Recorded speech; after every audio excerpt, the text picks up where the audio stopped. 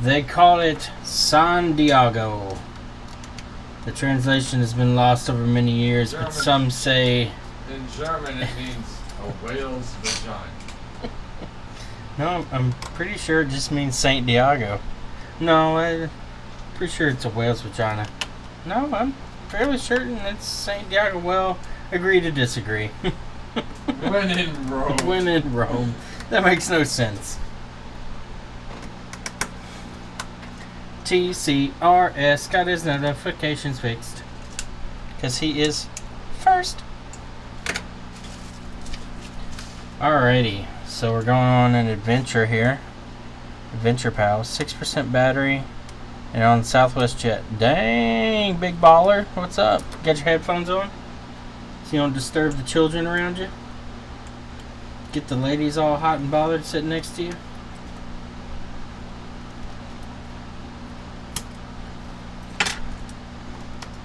You're going on vacation, aren't you? Seattle or something like that? What's up, Peter? Scotland, welcome. Seattle.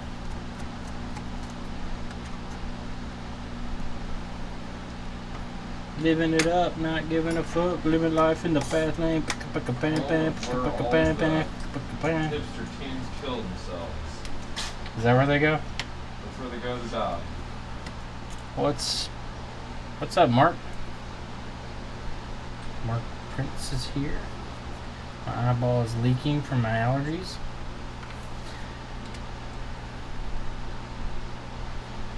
I need to start doubling up my allergy medicine or something.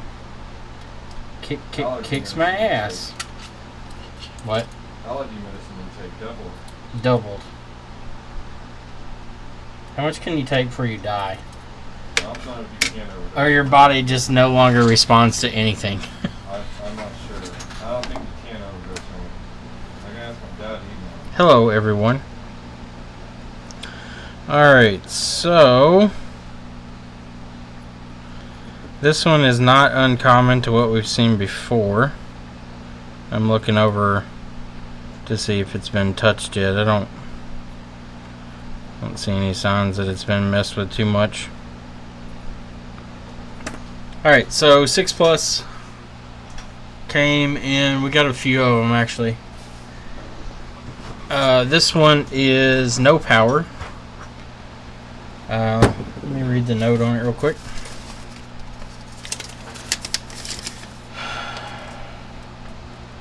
Okay, so it says dead, no power. Phone was powering on but fake charging, so it wasn't charging up.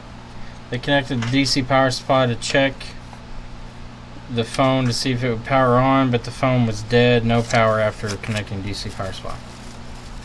Leslie, hello. Rich, hello. You're running from Lewis because he's in California? Yeah. Hopefully Lewis is enjoying himself.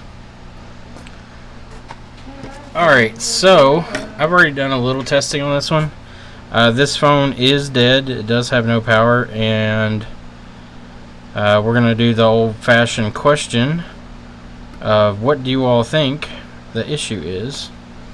So when I hook up my DC power supply and I inject voltage, I immediately get 2 amps short, like full 2 amp pull on the meter or on the DC power supply at 3 volts.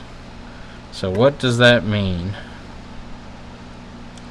Full 2 amp draw, maxed out current limiting draw at 3 volts, which is 6 watts, which is quite a bit.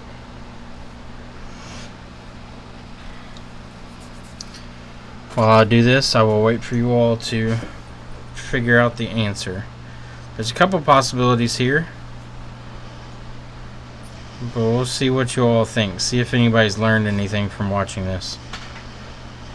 It's the Hootie water. It's the what?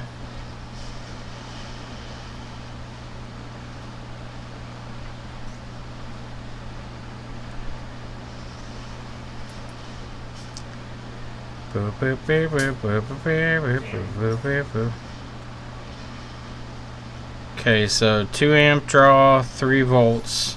The reason it's at 3 volts is because it's being current limited at 2 amps. If I increase the current limit, it would go all the way up to the 4 volts eventually. But that would be an increased amount of wattage going in. So, anybody got any ideas? I'm just going to look the board over here real quick while we're waiting.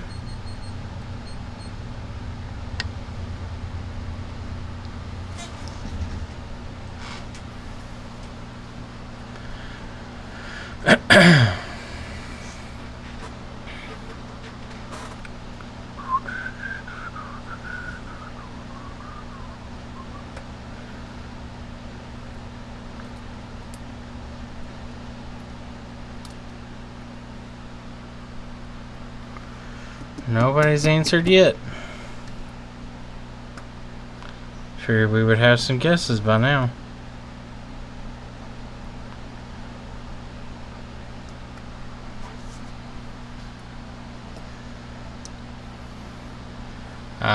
Chestnut, doubtful. I mean, it could be possible, but what would be the more general basis as to why it would be drawing 2 amps as soon as we plug in the battery connector?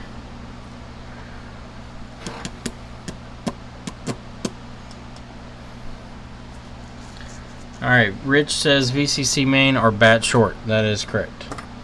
So we either have a battery short, bat VCC line, or a VCC main short. So, untwist my cables here. Let's check our battery connector here. So this is ground. So that's ground. Ground there. Nothing. So bat VCC is clear. So let's check VCC main. So we'll come up here. This is ground. The Wi-Fi housing is ground. So we'll check this side is ground. And our power side is 1.2 ohms short to ground. So we do indeed have a VCC main short. So, since I don't want to cut up my probes to do this, I'm going to remove the battery gate and jump the line so I can inject voltage.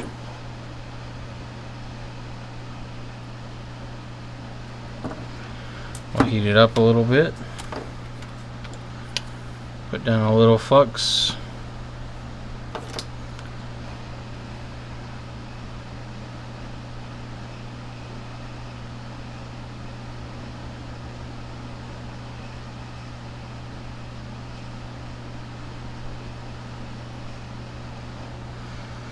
Alright, so our gate is off. We'll put it back on later. 7 minutes remaining for 10 minutes. Do they not have a charger options like on the plane? Nowhere to plug anything in?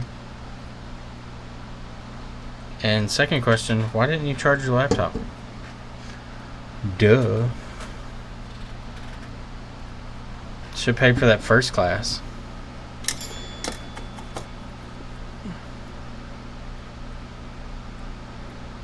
What's up, Austin? Let's see. This phone just quit on the owner. Supposedly it was false charging and then it stopped working. So we're gonna see what we can find out here.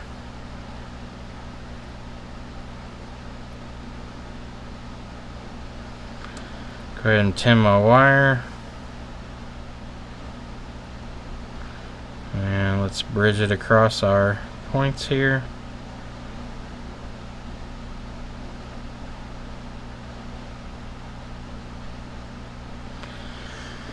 Alright, now the bat VCC and VCC main should be tied together. So I'm going to break my wire off.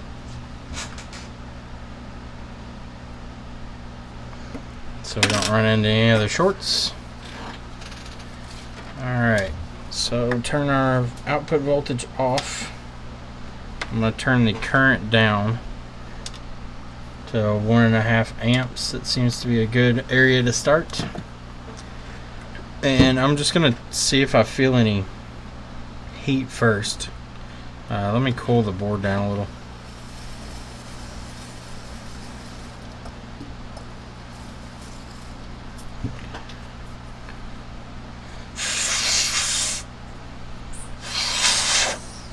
false charging usually a sign of a bad battery? No, false charging can be a sign of a bad Tigris. It can be a sign of a bad battery also, but not only just a bad battery. It can also sometimes be a sign of TriStar, but usually not. Alright, so let's turn this on and see if we feel some heat.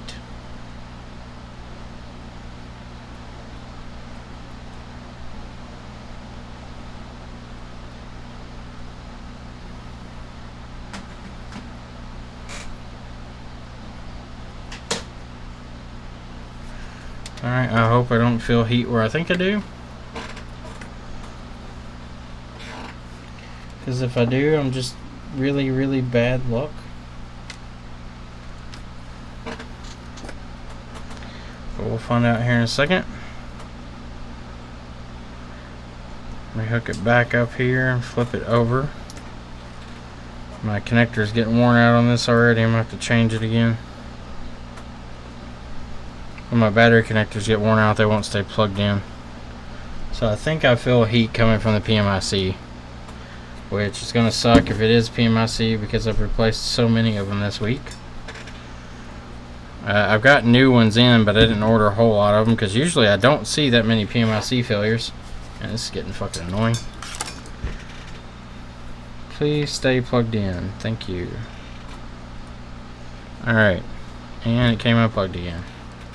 Why do you insist on not doing what I ask you?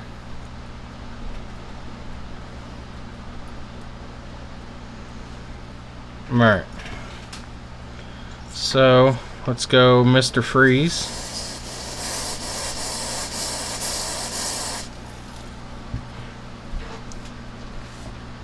I know, it seems like every fucking phone I get lately is PMIC.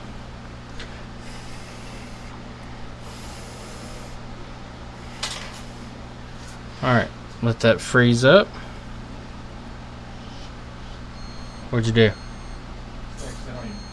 Trying to get this out here and the fucking LCD did knock around some screws. I'll have to do all of them and find out which one's still there. Yep. See that single point right there on the PMIC? You see it? So this might be PMIC. Let's check other places to make sure, but sure seems like PMIC.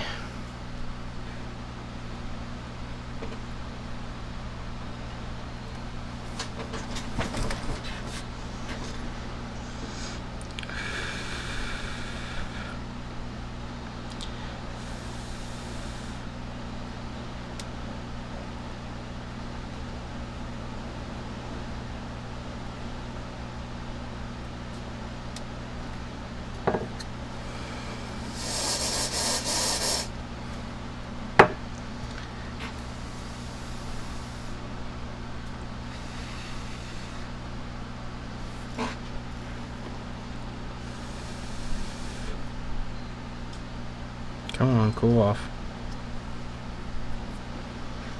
I'm going to try to do this in one continuous shot here. Alright, power's on. Looking for any melting. Already know PMIC was melting earlier. Let's see if there's anything else that's getting hot.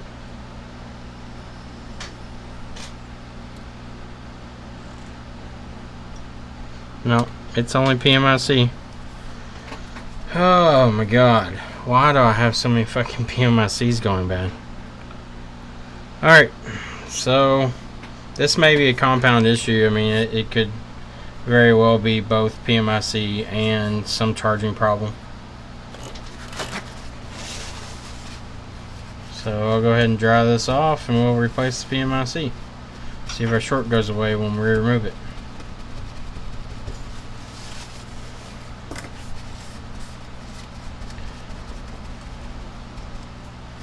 The PMICs that I have are already reballed.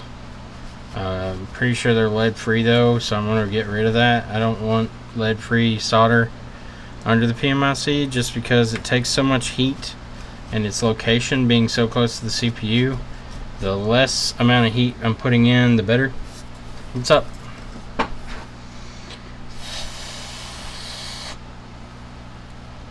So let's go ahead and take PMIC off, since it seems to be our culprit again.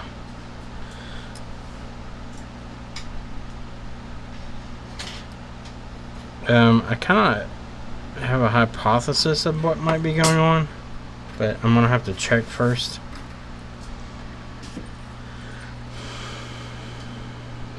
Before I confirm it or not. I have to bend my tips in some.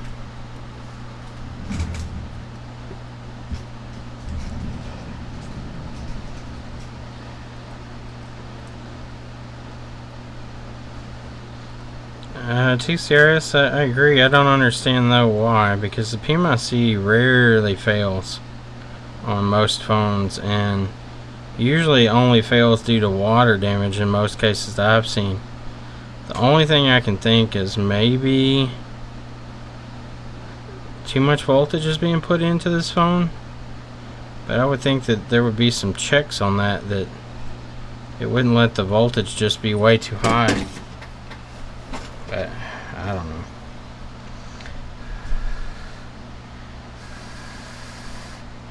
I don't think third-party chargers would do this. I think they would destroy TriStar before they fuck up PMIC. TriStar and the battery gate down here kind of do the checks and balances. So Tigris controls the battery gate connection to VCC main, and it does some controlling of VCC main voltage. And TriStar does your USB input cutoff. So I would think that there would be something in there that would check that.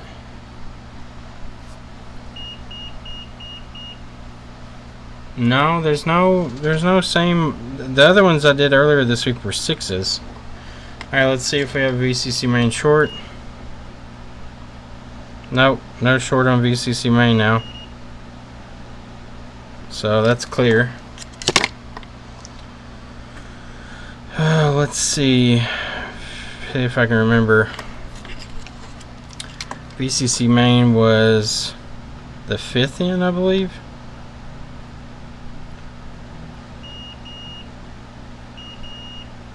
Or was it 6th? Might have been 6th then.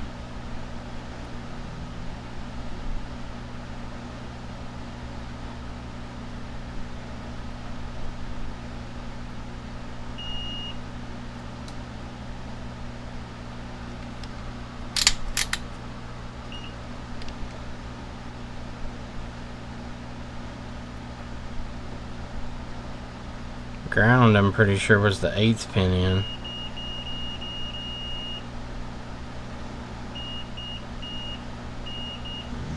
Let me check on ZXW real quick. Alright, so I'm going to put this up so you all can see it.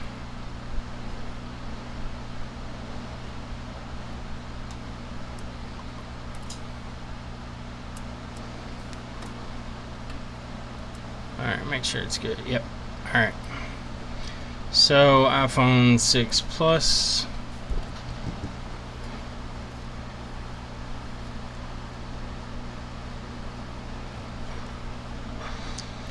Let's see. So 6 Plus.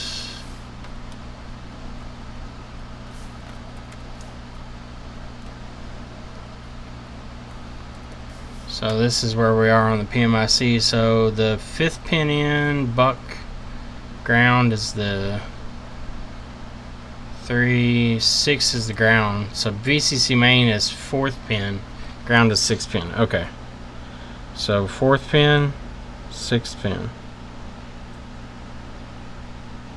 Yeah, I don't have any continuity there.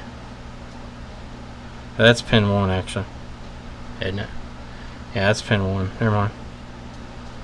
Let's check again. So 4 and 6, nothing. 5 and 6, nothing. The opposite side. Okay, that's where I was getting it from. So 5th here and 7th is ground. Yeah, So 5th and 7th on that side are grounded. So opposite side should be pin 5 and 7. There's no short to ground in the chip, but that's where the short was, so I have no idea. I'm not fucking putting it back on though, because I don't fucking trust it. I don't know, maybe there's something in the chip that gets tripped and then taking it off resets it. I don't fucking know. We're gonna put a new one on though.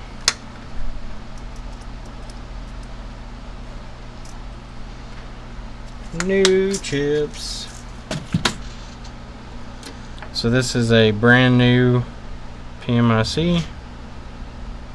It's reballed. I just really don't.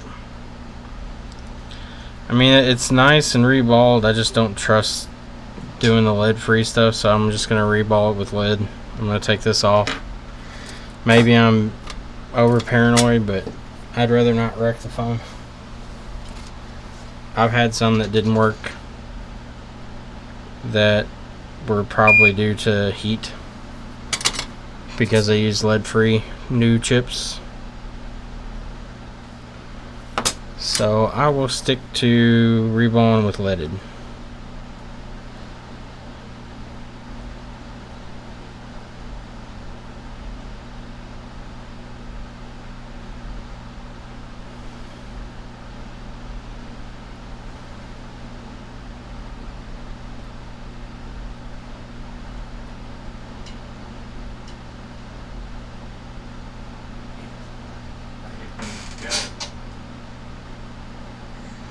The cables? Yes. Yep. They're no fun.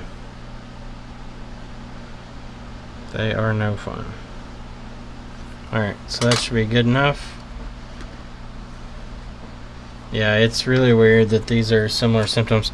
The thing that's in common with these is, I believe all of these, except one, came from the same place. That's what kind of interests me. I don't know if it necessarily is anything that they're doing, but I'm going to find out. I'm going to talk to them and make sure. I mean, I don't mind making money, but at the same time, I'm not. There's no need to spend the money if it's not necessary. So I will help them out if it's an error they're making.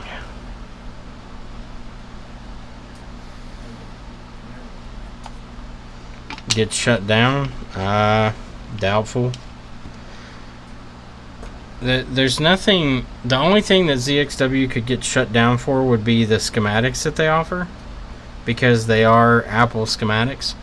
But the ZXW tool itself, there's no copyright law that would prevent them from using that. Apple can't copyright reverse engineering. It's not legal. You can't put a restriction on somebody reverse engineering your products. That happens every day in this industry. People reverse engineer stuff so that they can figure out how it works, and then they try to either improve on it or make a different design to accomplish the same thing so they can market and sell it. That way they're not infringing on a patent.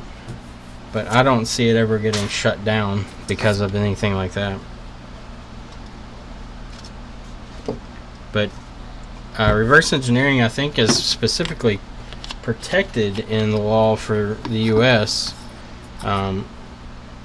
which Apple is based in the United States, so they would only be able to use their law. They couldn't internationally go after them for anything else. So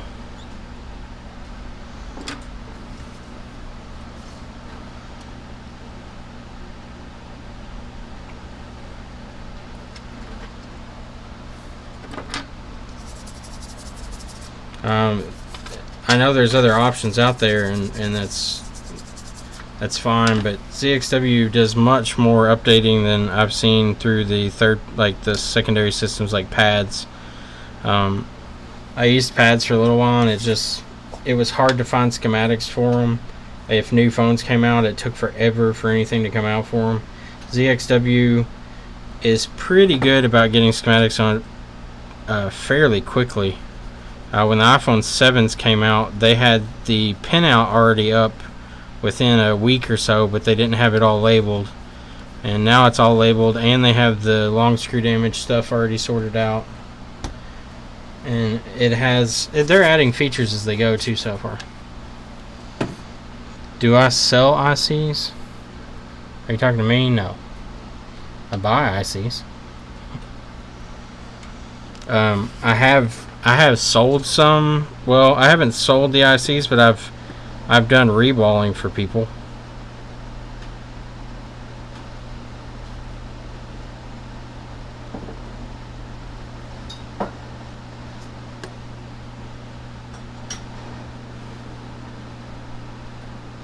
Okay. So that's done.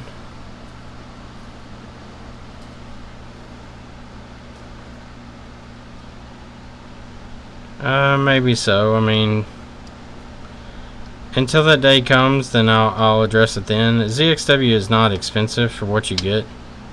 I mean, I know it's great to save money, but it's like fucking $70 a year.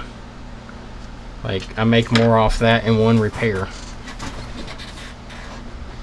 So ZXW is well worth it for me. So I'm gonna switch back over to the other view since we're about to put this back on.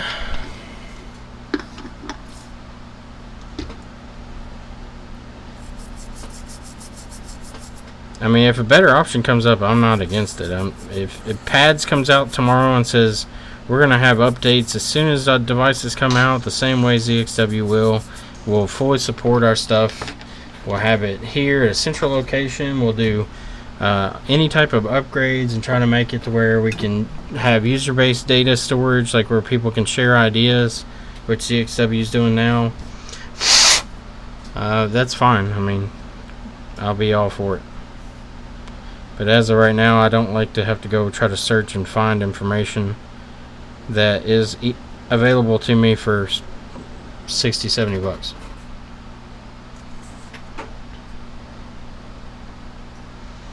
That sounds like a fake battery that you got there. It's charging forever. Alright, so let's clean up our board.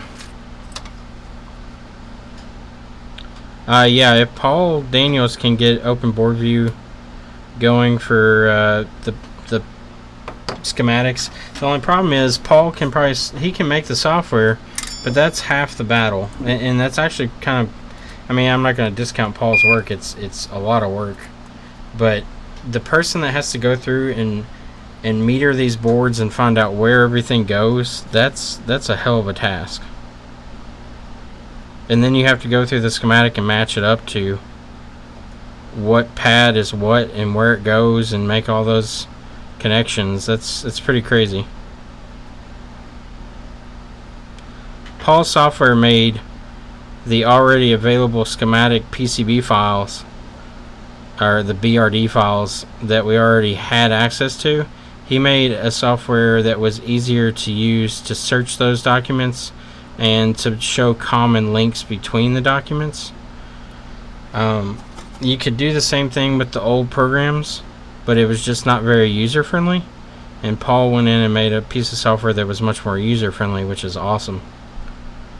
But Paul himself doesn't make the files that have all the information on them, so we would still need that information, and that's one of the biggest battles when it comes to board views and stuff.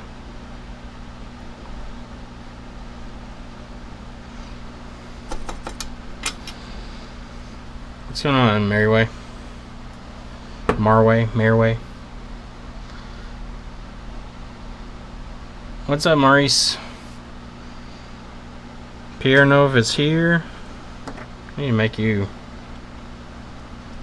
an admin. We have all admins. What's up, Cell Doctor? Alright, so let's cut off a little bit of braid so we can wick these pads so we know that our PMIC is going to sit down flush when we drop it in. Did you buy ZXW directly from the website? Originally, no. Well, I haven't even gone through their website. ZXW I bought through a third-party seller, and then I refilled through one of the Chinese resellers that will contact you on Facebook every hour of the day.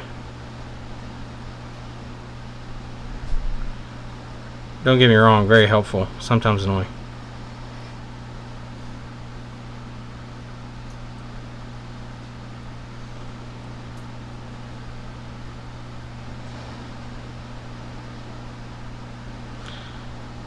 There's many US companies that do the same thing too, so it's not like it's anything different than I'm used to.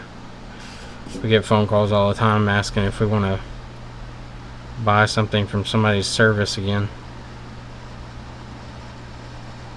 Sometimes helpful, sometimes not helpful.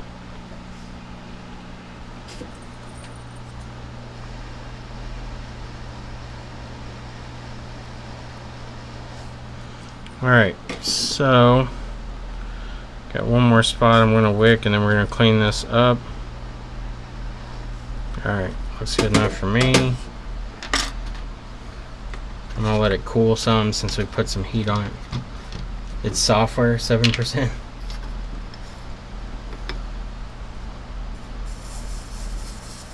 Maybe your battery's going bad, TCRS.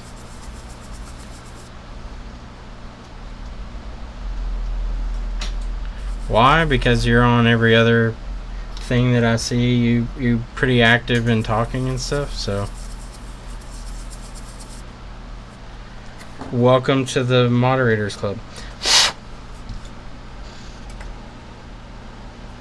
Alright, so our pads are wicked down fairly level.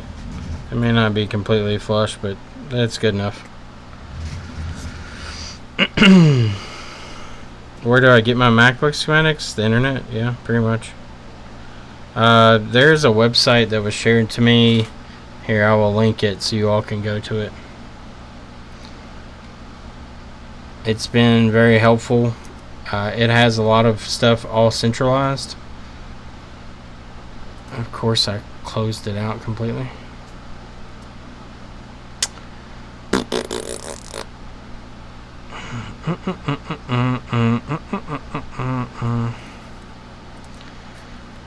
That's the website that I get a lot of stuff from now. Somebody posted it in the chat one day. It's been very helpful, whoever that was. Thank you.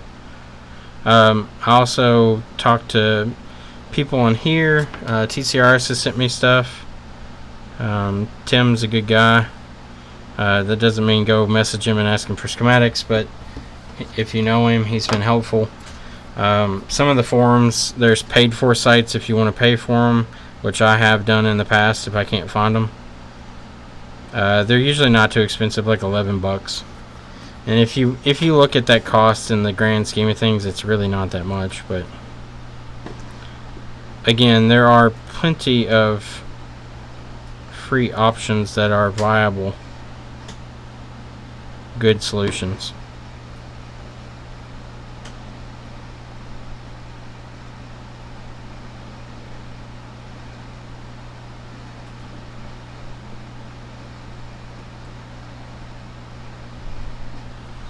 Alright, PMIC is down.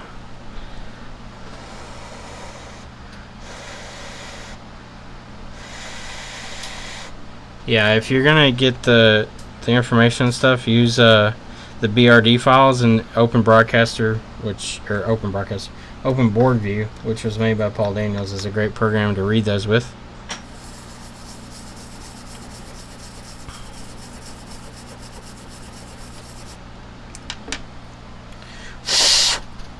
Alright, let's see if our PMIC short is gone, or VCC main. Alright, no short on VCC main. Let's see, chip looks level. Let's see if it boots up or if it acts weird. I'm just going to hook up the power supply and turn it on and see what it does. That'll be a good indication. Alright, looks normal right now. I'll turn my current up to 2 amps. Turn my power off so I can hook up my screen.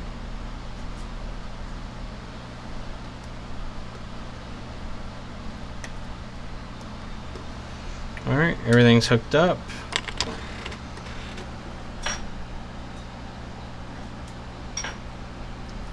Alright, turn it on. Alright, so we're booting up. So that's half the battle. We'll make sure it boots all the way up, and then we'll check the charging issues.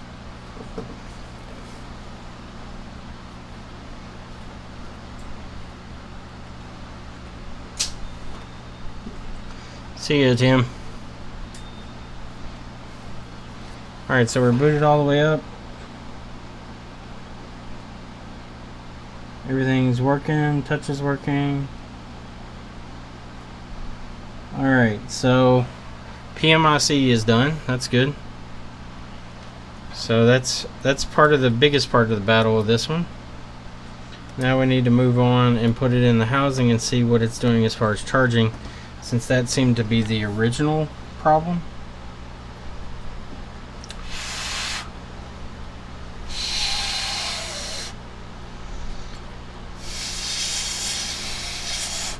You came to see Micah's mom fix a phone? Well, she can't fix anything right now. She's busy.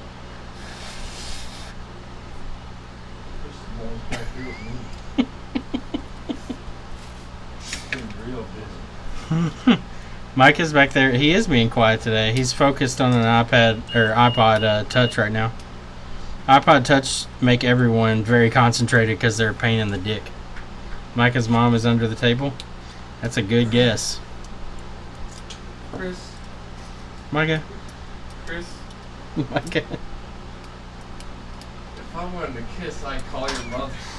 You said that. It's like the 22nd time you said I that don't today. care. I'll say 80 if I have to. So Stream knows Micah's joke of the day is if he wanted a kiss, he would call my mother. So that's the joke all day today for him. He's running out of good material. No, So he's resorted to lines from Tommy Boy.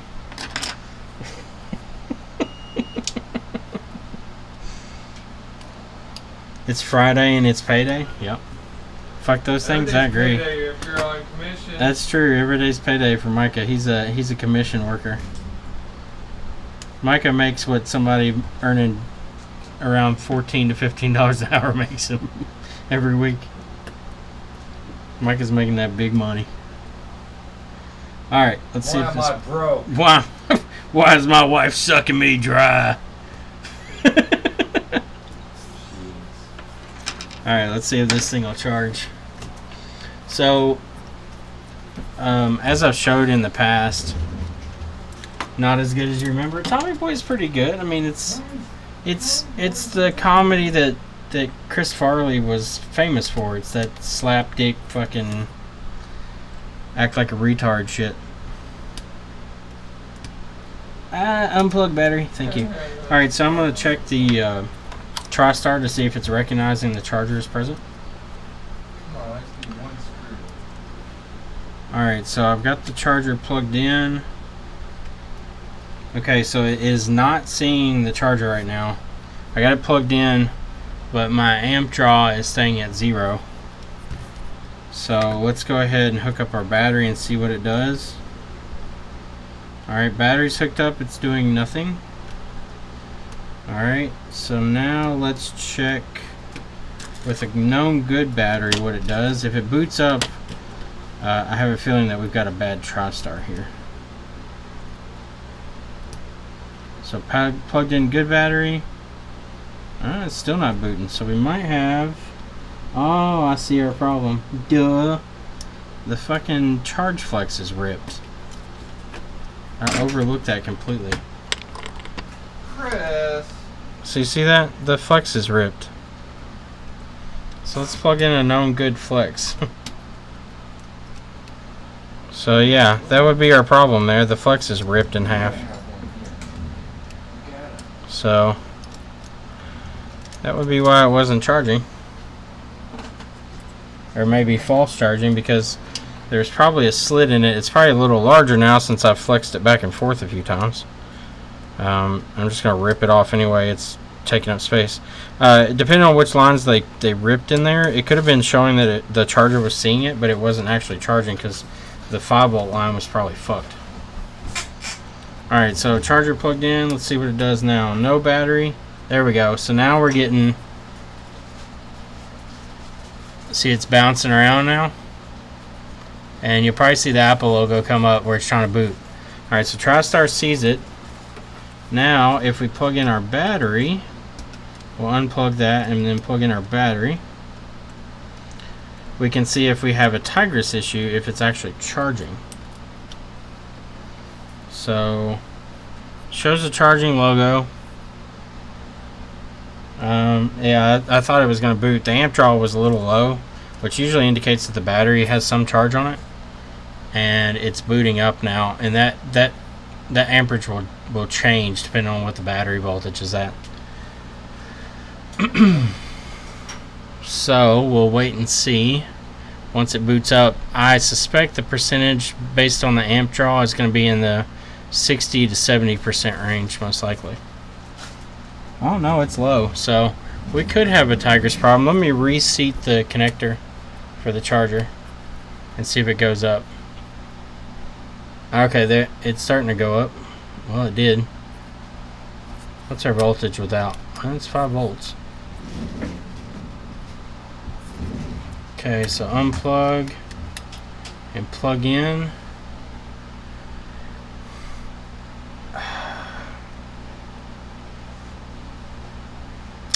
I don't know, it's a little low for my liking.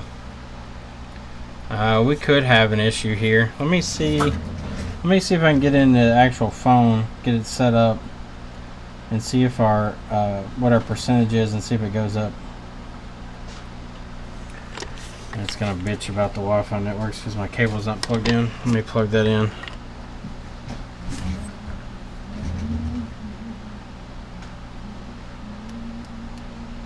The low amperage could also be a battery issue.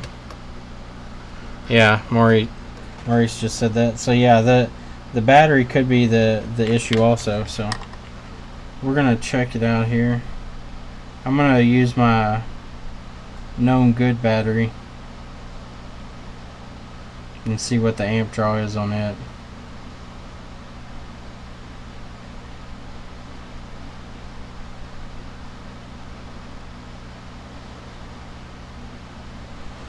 Let's go ahead and join.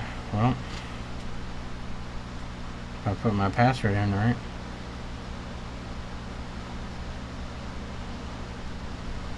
Alright, so joining our network now. Hopefully there's no iCloud on this thing. We'll find out here shortly. Nope, there's not. Good. Alright, set up Touch ID later. No passcode. Continue. Set up as new iPhone. Don't have an ID. Set up later. Don't use. Agree.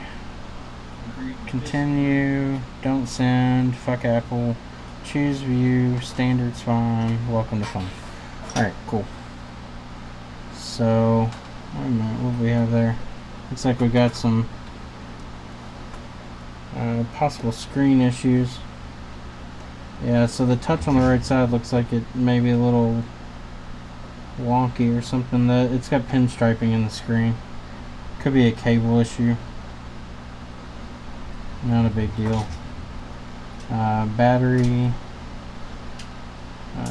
percentage turned on. Alright, so we're at 2%. We'll let it sit here and see if it goes up or not. Also going to watch it when the power's turned off. This will be a good indication if TriStar's bad, if this drops to a low amp draw. So watch your meter and see if it goes down when the screen is off. That can be a sign of a bad TriStar chip.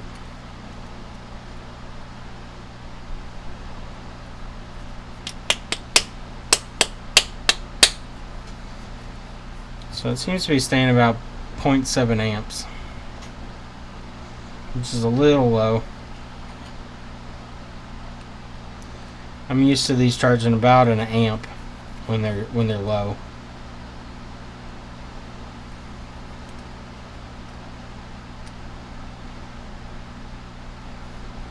First full day off. What are you doing on your day off? Alright, so it fell a little bit. It's down to 0.6 amps now, which is lower than I'd like.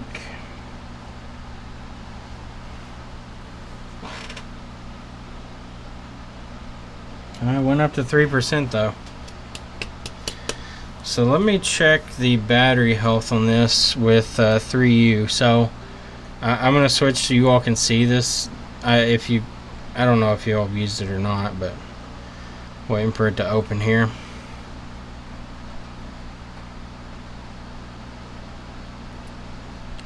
Alright, so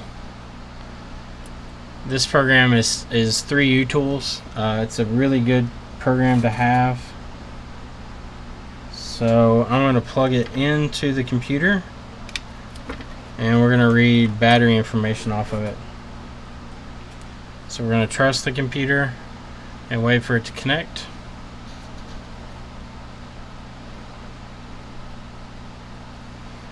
Alright, so okay, so yeah, the battery is bad. This reads out the battery life left, so it's got 465 full charges on it. The design capacity for this battery is 2855 milliamps. Current capacity of the battery when full is only 1991, which equals a 31% drop in overall battery performance. Usually after a 10% drop, you'll start seeing issues, so I suspect that we have a battery issue here. Yeah, our battery's already fallen back to 2% from just plugging it into the computer. So let's go grab a new battery and test it out and see what kind of amp draw it's giving me. This one's almost fully charged, so it doesn't give me a full amp draw. A known good battery should give me a better amp draw. I'll leave the 3U tool thing up so you all can see it. Let me go grab a battery.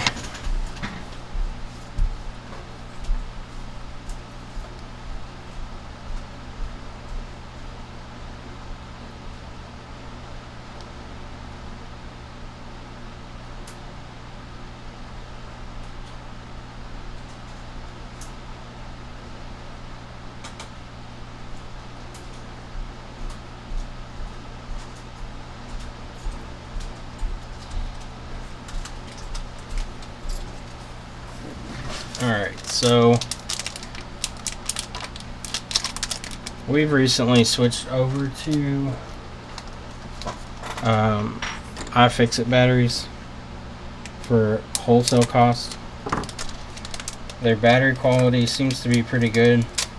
They're 0 cycle and they have a very good warranty on them, so we will keep using them. I would recommend them. You don't have to choose them if you don't want, but the one thing that I've had problems with, and it's true with phones or laptops, is good quality batteries are hard to come by. So having one that is good is a good thing. If I can plug this damn thing in on top of the other battery. Alright, so it's plugged in. I'm going to prompt it to boot. I want to see what kind of amps it's drawing.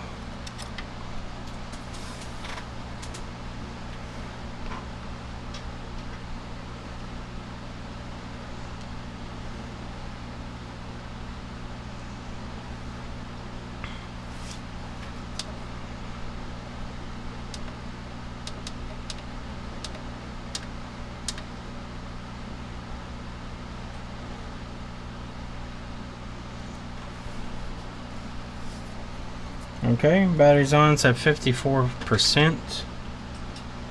We will wait. It's pulling right now. Let me see. Screen's off. It's pulling right under. It's pulling 800 milliamps. So we got a little boost in that. Let's see what it does connected here.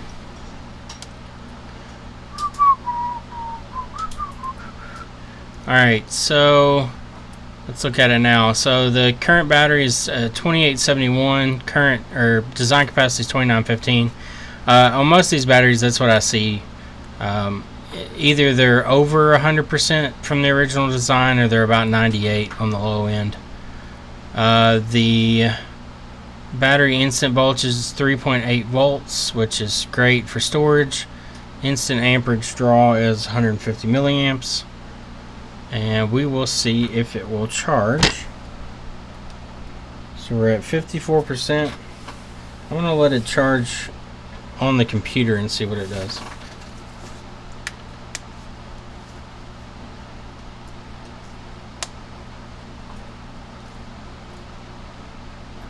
Yeah, if you're running a Mac, Coconut Battery is a very good program. It does the same thing as this.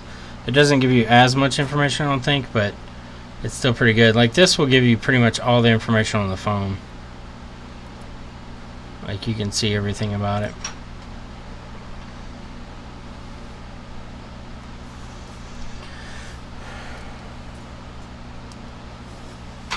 And let's see if it will go up in charge or not.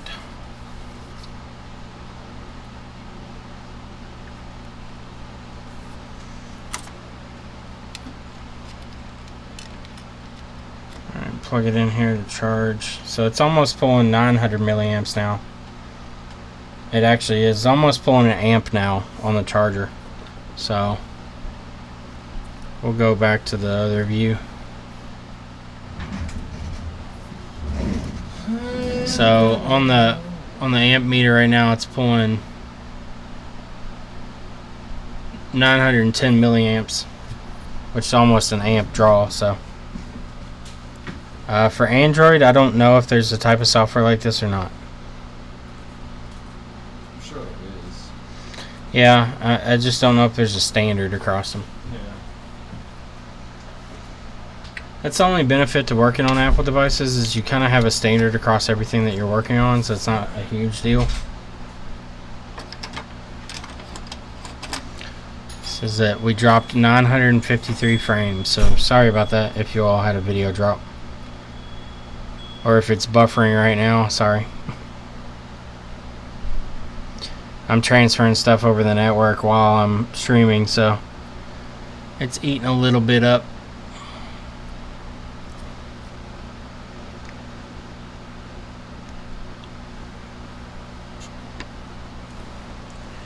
Alright, let's see. Have we gone up? Alright, we've gone up 1%. So I'm gonna ask them if they want me to replace the charge port. It's gonna have to be done because this was ripped anyway, but if they want to replace it, they can replace it. No skin off my back. I'm not trying to make a buck just because it needs to be done. They can fix their own stuff, I'm sure. So I'm going to recommend that the battery need to be replaced. The PMIC was the issue with the no power, and they need a charge port.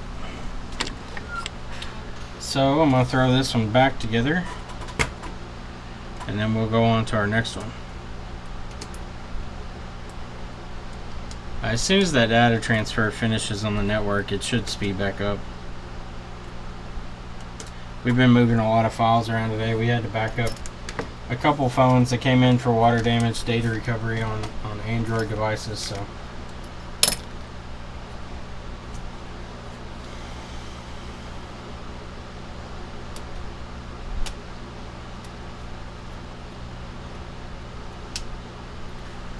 do you work on non-Apple products? Yeah. Zach's correct. We had somebody ask about a 55-inch backlight for a TV the other day. We work on Windows computers all the time.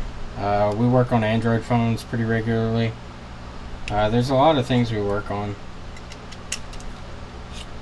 It's just Apple tends to be the majority of them because I guess a lot of people just have Apple devices.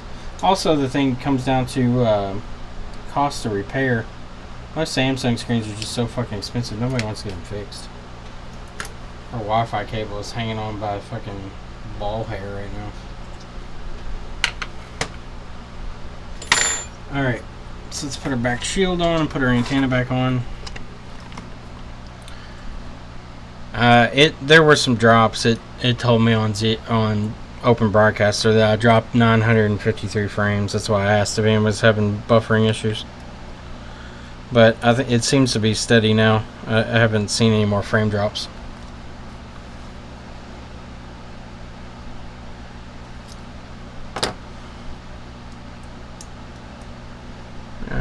Let's see if we can get this in position.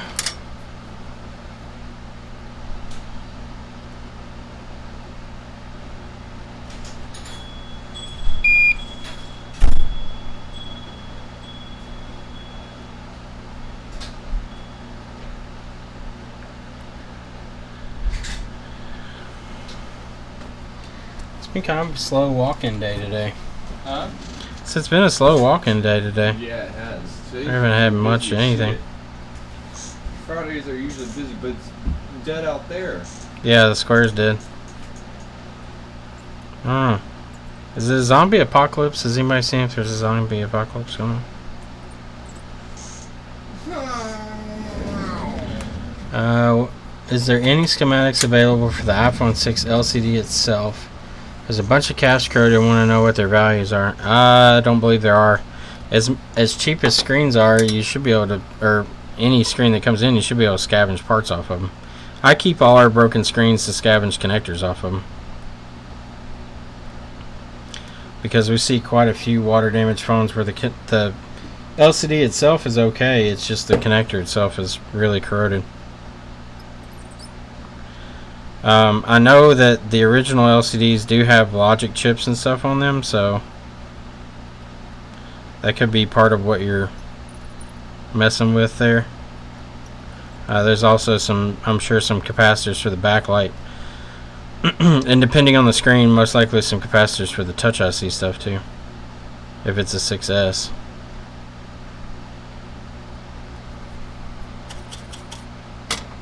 Where do I get it updated? I have the dongle, just need a 12-month update. John, I contacted one of the Chinese suppliers. I think her name's Cherry. I don't know how you pronounce it. XIOA or whatever the hell it is. If you contact her on Facebook, she'll renew it. All you'll have to provide is the serial number for the ZXW, and she'll get it renewed, and you just PayPal her the money. I think it was like $70 or something like that. Literally took probably 15-20 minutes.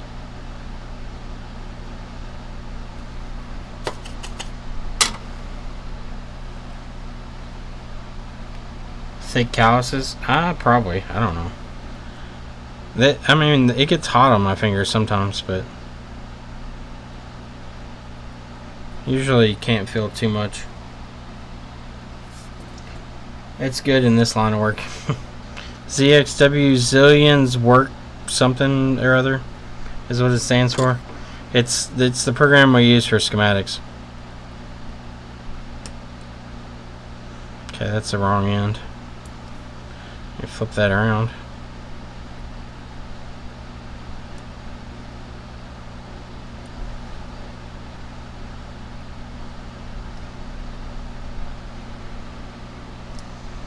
Cherry Chain, yeah, that's what it is. Sorry.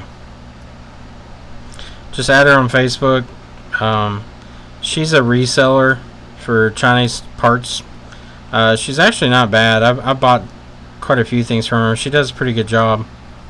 We bought iPad screens to her and some the ICs. We bought ICs from her. They were good quality. I didn't have any problems out of them. I've gone through all of them and not had any issues.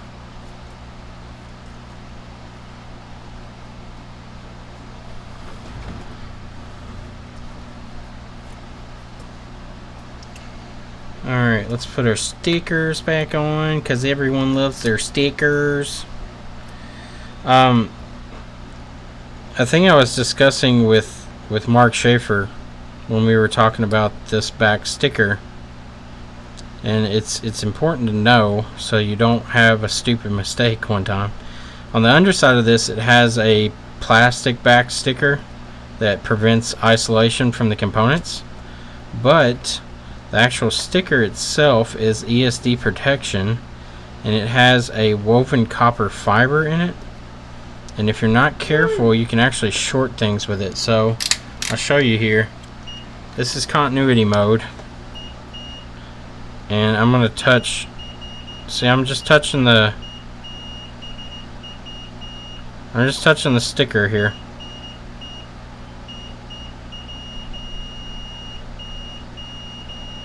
So the sticker has continuity, so be mindful that if you ever have that sticker kind of folded up under something or touching something, it can cause shorts itself.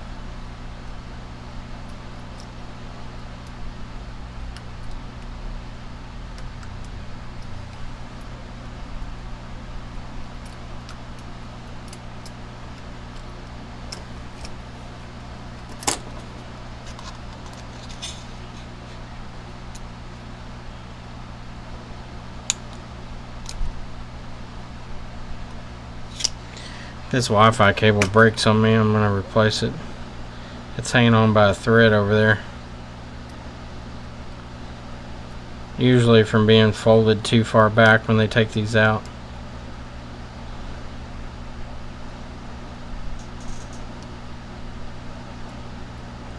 It works perfectly fine. I plugged it in earlier. It's just that outer shielding coating gets broken and we'll start to kind of wear at it. Especially when you have to take these in and out so many times.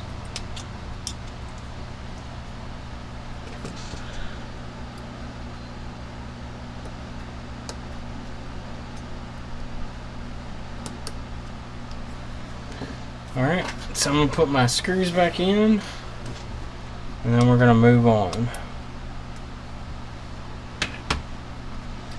Thanks guys for posting that up.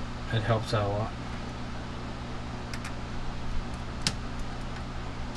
Has anybody done anything interesting today? Any repairs? Anything interesting going on in your life? Any craziness?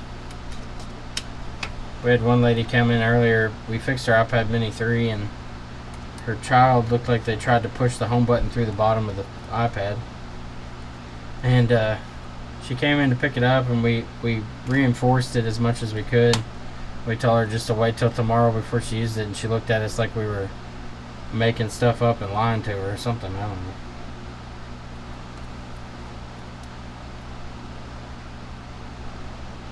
She didn't like Micah's voodoo he put on there. What is it? Your voodoo. My voodoo. Voodoo. Voodoo. Who do you voodoo? Remind me of the babe. Did you get that iPod done? I'm waiting for it to turn on. Oh, is it dead? Yeah, I'm waiting for it to turn on before I seal it. Is it at least showing an image? Yeah, it's showing an image. Oh, okay, cool. And I'm pretty sure the home button works. I'm just waiting for it to turn on so I can test everything before I go together. Cool beans. Well, cool beans! Cool beans. Cool, Well, shit cool my beans. britches. Shit my pants right here. Tell her Chris Long sent you. Large, Marge. If you say that, she's just going to send me a message and ask me if I want to buy anything. Ha! Somebody said Large Marge on here. Did they? Yeah. Good. On a night just like tonight. 50% discount is valid.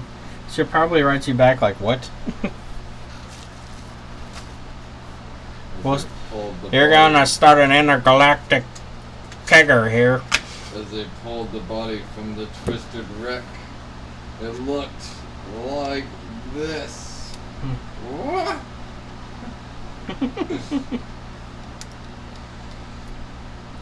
Who the fuck does that? Huh? I don't know. Are you talking about the lady, Bobby?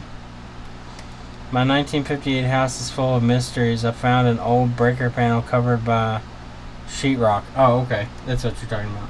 Me and Hillary, we found, we lived in an old ass house, our first house, and we found all kinds of weird shit in it. Micah lives in a haunted house. There's a Ouija board. There's a Ouija board in the wall? No, well, it was like tucked up above these cabinets. Really? Like, underneath a whole bunch of like scrap wood. Yeah. And there's just like this old ass. I think it like the trademark on it or something like that was like from 1909 or some shit like that. Bobby said the circuit breaker box in the wall, it still has live power going to it. I would disconnect that and have it professionally reconnected with an actual box. I gotta be wiring tonight. The old glass fuses that explode. Alright, so we're going to write on the note that it was PMIC failure. Charging issues seem to be due to the flex cable was ripped. I'll include his broken, ripped piece of cable. So, no power, PMIC, charge issues, Alright, yeah. battery, and charge port need replacement. Alright. So that one is done. We'll move on to our next one. So, let's see here. This one was first issue, phone was flickering, had touch issues. Touch. Pulled out the LCD, but there was a short after we put it back. There's no backlight. So let me know what's wrong with it. If it's long screw, contact first. Alright. Well, let's open it up and see if it's long screw damage. So there's no backlight after they put this back together, putting a new screen on it. So they put the old screen back on it and there's still no backlight. Supposedly it has image, but nothing else. No backlight, image only. Is the supposed symptoms. So first things first, I'm going to test the no backlight theory to make sure that that is what indeed we're dealing with. Sometimes no image can be diagnosed as no backlight, and no image usually will result in no backlight, but there's separate causes that can cause those symptoms. How much do I charge for PMIC replacement? Depends on how much they send in. Usually $100, but if they don't send much in, then it's $125.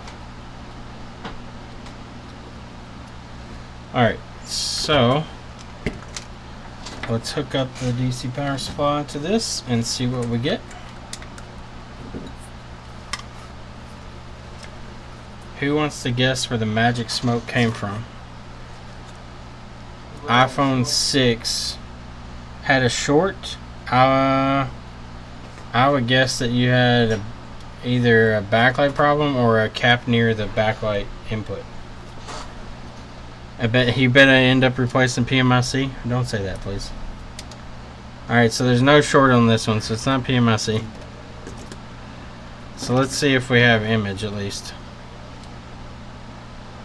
Yep, we have image, no backlight. Alright, so the phone is turning on.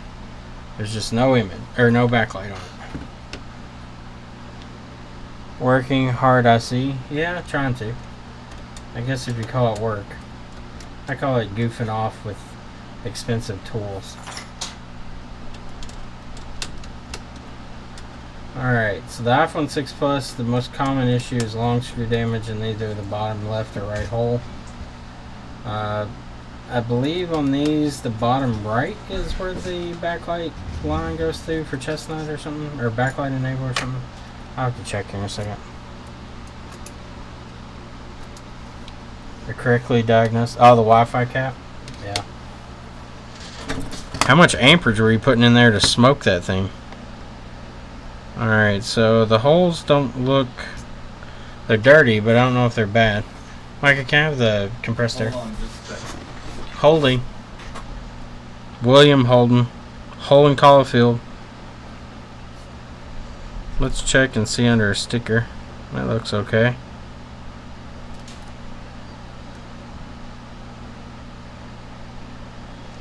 Come on.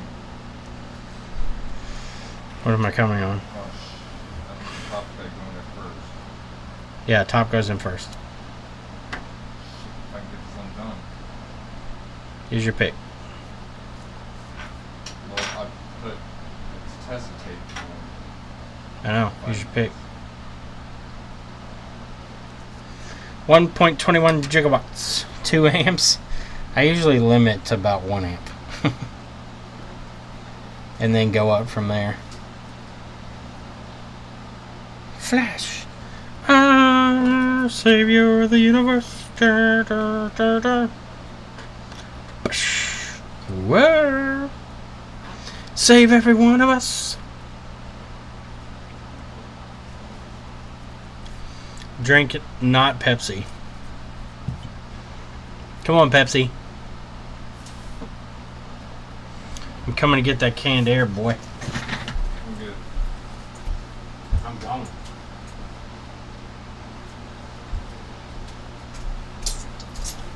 You sure got a purty mouth, boy.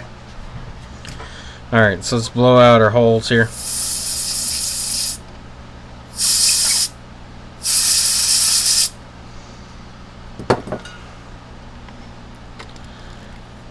Alright, let's see.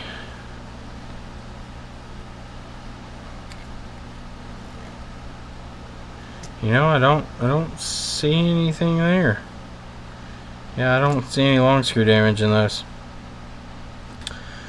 Alright, so first things first. I'm the realist. Drop the whole thing. Alright, let's go grab a screen. Actually, I have one right here. So,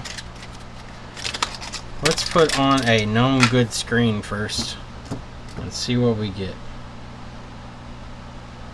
It would be very, very, very odd that both backlight lines would go down at the same time. I have seen it before, and it came down to a CPU line that was bad under the ICs themselves, and I had no fix for it. So it could be that exciting. Yep, still no backlight. Let's see if we still have image. Yeah, we still have image. Alright, so let's dig a little deeper on this one.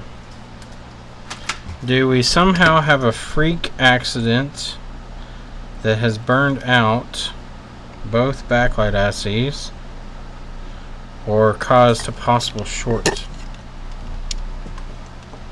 Can you get this top part right here just... Your camera bracket or something's in the way. Shit. Did you check it before you put it down Yeah. there? You sure? I was pretty sure unless it slipped as I was sliding it all together.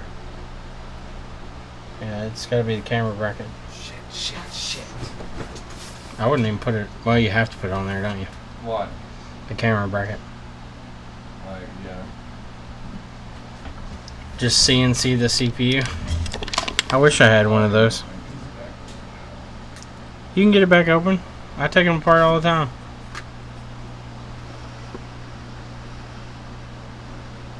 I believe in you, Micah. Come on, YouTube. Tell Micah we believe in him. He can do it. Yeah, but I have never had luck getting the whole frame and everything out once. They'll bust them all up.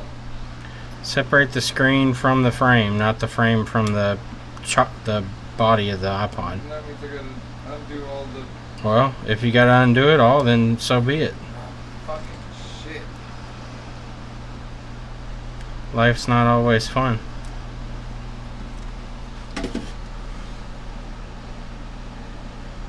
Alright, so let's see. Everything looks normal there. Man, our diodes are super underfilled on this one.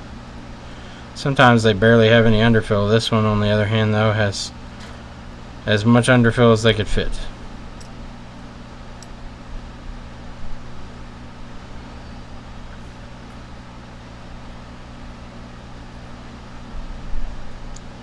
Alright, let's look around our FPC real quick and see if we have any glaring obvious issues.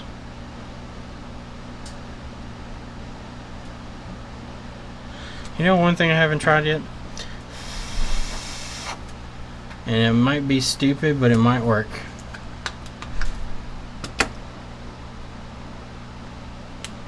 I have not tried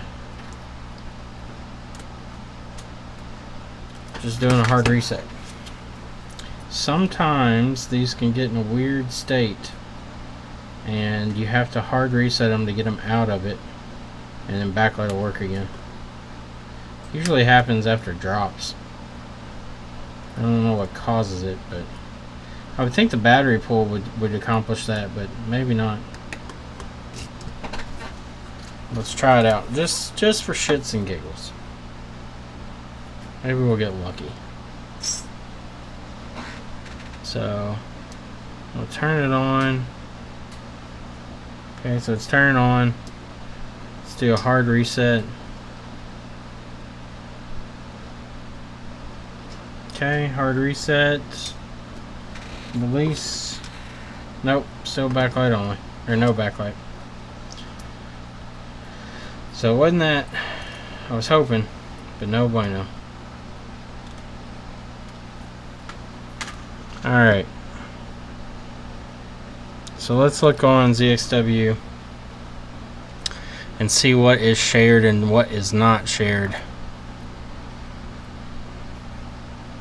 Alright, so switch over here. Alright, so 6 plus.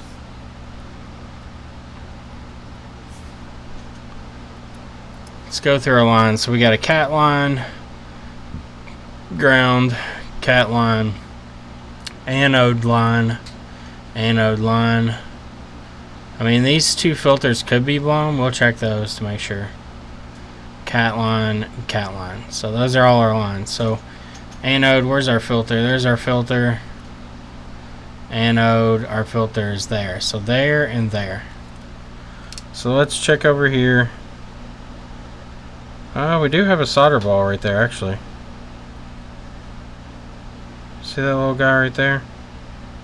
I don't know if that means anything, but we got a solder ball. Oh, we have a solder ball by the other one too. Do you see that?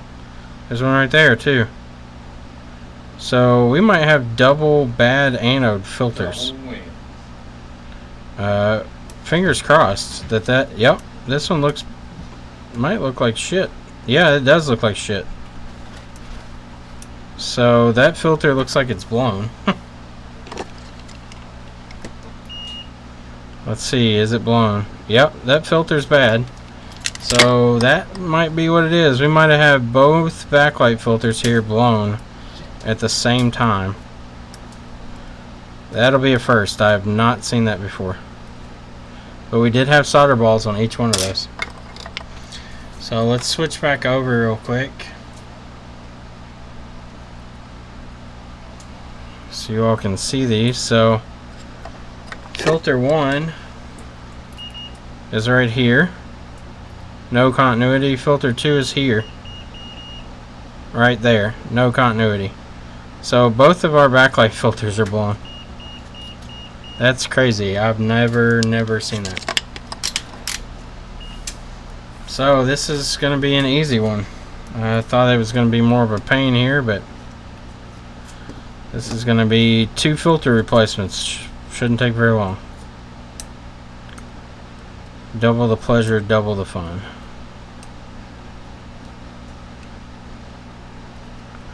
Clean out around our filter a little bit. Get my pick tool here.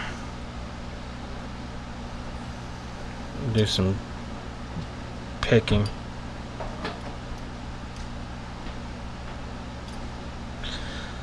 This came in my new tool for lifting the ICs. It comes with a couple of different picks that are really thin and good for cleaning around these ICs. They're not super sturdy, but they'll eat out underfill pretty easily.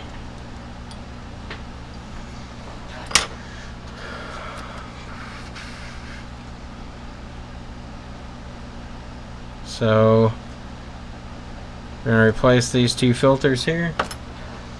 We're going to check for shorts after we replace them to make sure that there's not an underlying issue. And then we should be back to backlight here.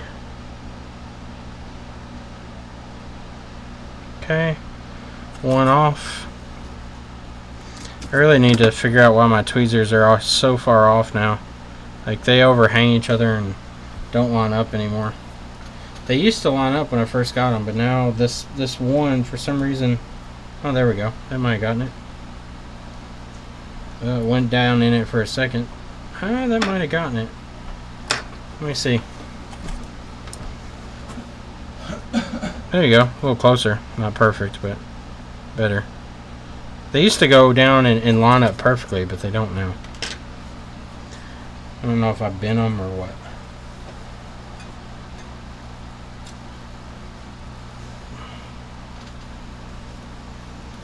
Yeah, replacing that cap is fun. I haven't had one of those in a long time, where it's just that cap that's bad. Most of the time it's just that cap and then half the board is all fucked up.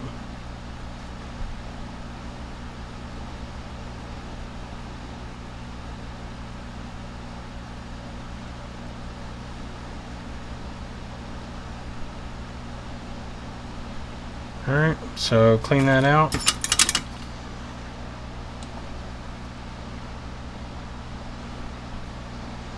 Let's clean that up. Make it all shiny and shit.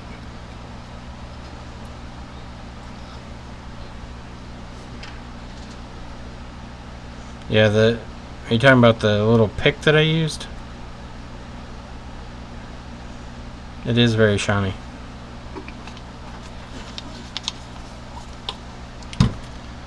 So, we're going to come in with our tweezers and make sure that these are nice and cleaned off. The better the area is cleaned, the easier it's going to be when you place your new components. So spend a little time to clean up the area a little bit. That way reinstallation is easy.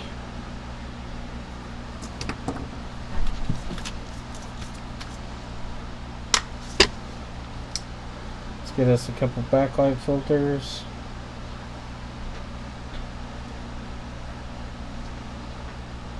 There's one.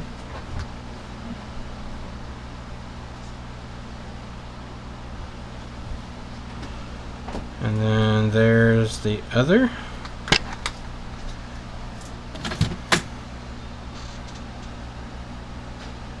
Alright, so I'm going to try to place these with just my tweezers to avoid having to use any more hot air. If I have to, I'll come in with hot air, but if I don't have to, I prefer not to. Hot air can lead to more problems. Chris's videos are a great hangover cure. Well, that's good. Are you saying you want us to play loud, insanely loud music? We can. We can. Micah can come in and drop some sweet bass riffs for you. Yeah.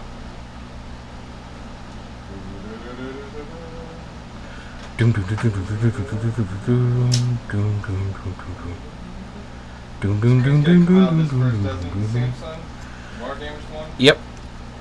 Okay. The screen is already broken, so it doesn't really matter. Okay. But well, use it as a practice. Yeah. Practice.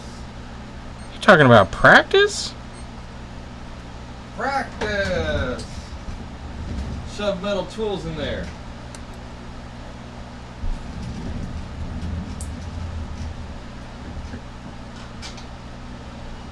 Alright, get that tacked down before I end up burning the coil up.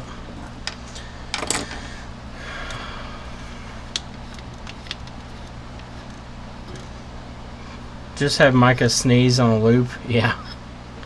Micah's got some violent sneezing. The other day he could not stop either. Allergies. Micah was the Sneeze Master 5000 the other day. Let's make sure that that's not touching there.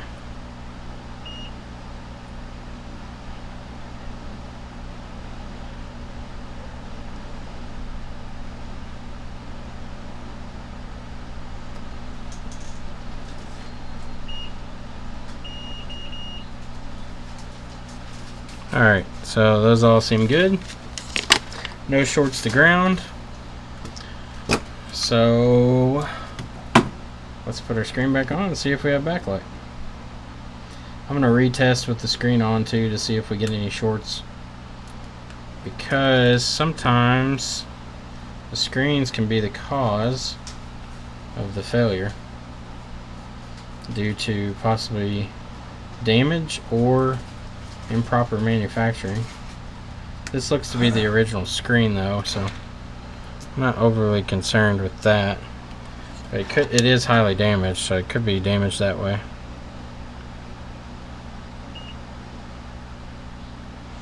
Nope, they're good. Alright, so put our connections back on. We'll hook up our DC power supply. And let's see. Hey, backlight.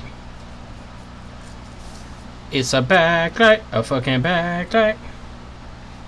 The bronze sticker on the 6 Series, how important is it? Not crazy important. I mean, it's there for ESD protection, so it does something, but Micah and Godzilla have something in common. They both level cities. That's true. Micah's got a powerful sneeze. Micah will be getting his own stream soon at the new store called Coffee with Jesus and Jeans. Ah! I would not be against that. We could start Micah's own little subsection up for him. Let me see if I can power the screen off without cutting my fingers. Touch doesn't work on it, so power by pulling the cable.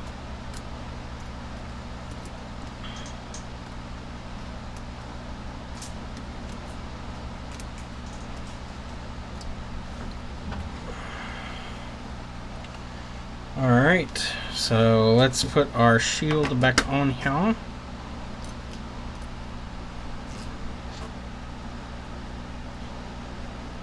Usually putting this shield back on, I just kind of press it down into place and then use the front edge to solder it down, just because there's no sense in pulling the entire board to resolder this. This will hold it in place. You can steal that? Well, I appreciate it. If you wouldn't let us steal it, we would just have to use a different name.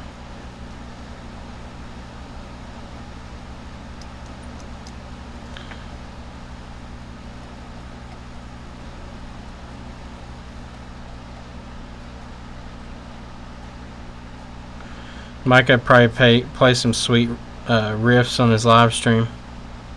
I will. Coffee with Jesus and Jeans. We get like that Maury Povich entrance.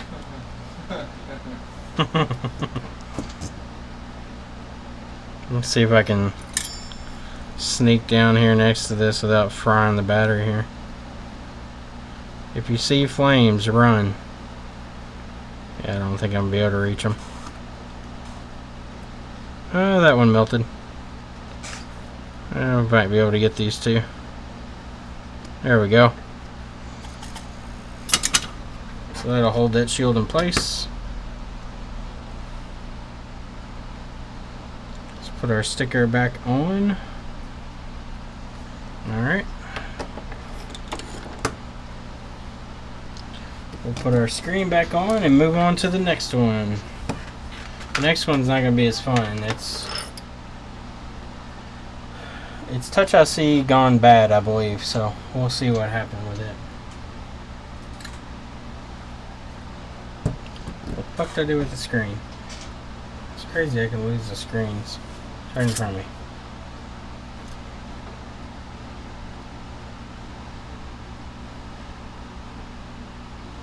If Micah ever streams we need a drop test counter, we can do that. We'll get Micah a macro button that updates like an image that'll count for him how many times he's dropped something. Or we'll make a link to a website where you all can click it to count how many drops he's had. We'll need accurate information though. You don't ever trust the client. Don't trust the client? Okay. Don't ever trust the client. Interactive button. Like a drop counter.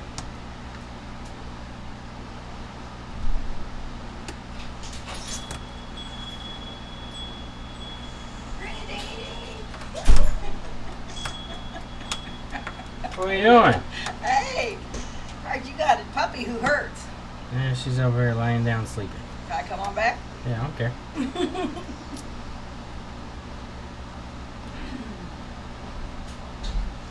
Can you figure out the gate? I was gonna say, is this childproof? Yes, it is. And adult Here a proof. while. No. You want me to open it for you? Hang on, give me a minute. My hands are full. If I can figure it out here. Why don't you grab it, Micah? Oh. Just grab it. Yeah, computer or something? No, she's gonna rub on Kenna. I have actually put the video at the same time. She's gonna help Kenna out. Gonna help Have you met Ziri? you. Yeah, I met her. Oh, yeah. Okay. Hi, honey. I heard you hurt. Let's put you on your bed and let me see if I can do anything to help. Alright, so on to the next one. Right on this one.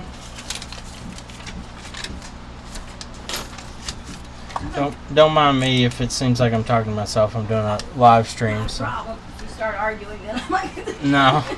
I'm just talking to people online right now. Okay. Arguing with yourself might be a sign. Mm-hmm. Come here, sweetheart. Come on. Come on your bed.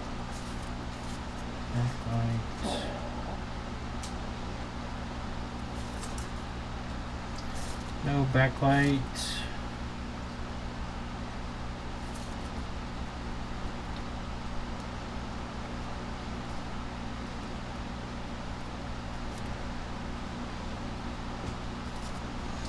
Alright, so that's fixed.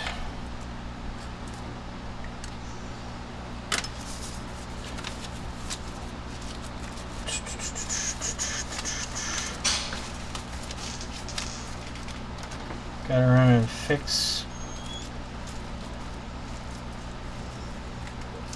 plane. Are you fixing a plane? Does she do that? What's that? She's like, "Hannah, come on." Oh, all the time. Yeah. She's a big. Yeah. How long ago did this start? A couple months ago.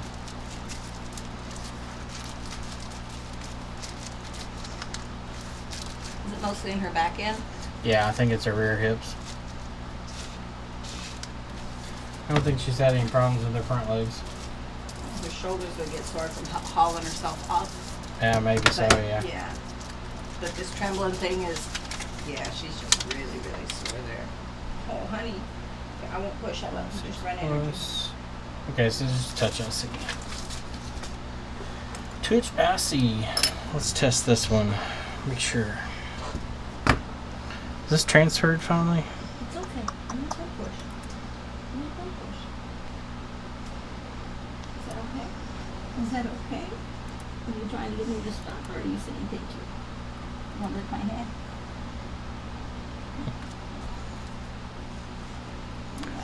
Alright, so that one's done. I shift the. Oh, watch your head. Don't hurt yourself. Break hold of my dollar glass. It's Mhm. all tragic.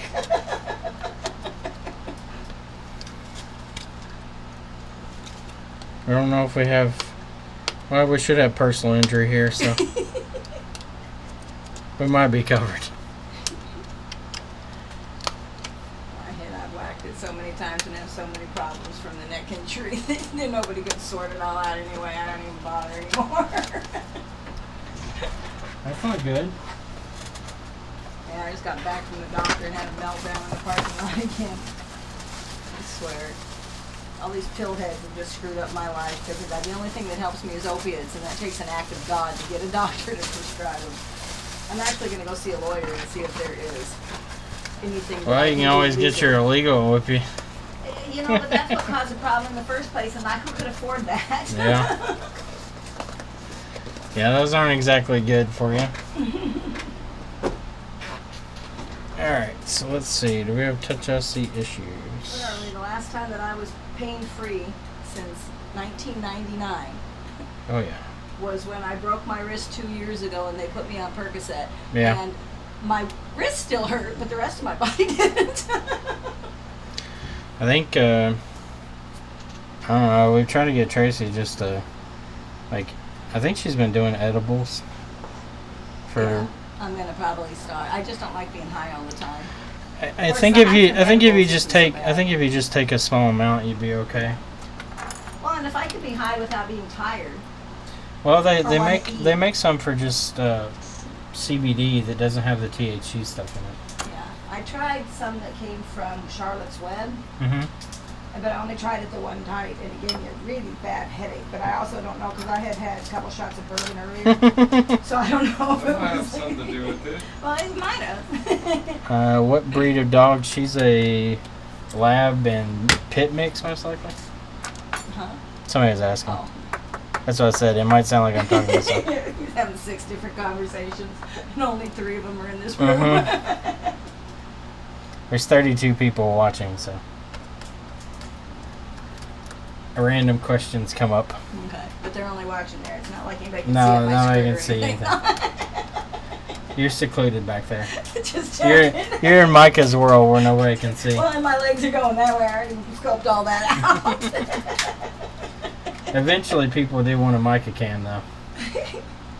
Yeah. They want to see Micah back there. What's that boy doing back What's that boy doing?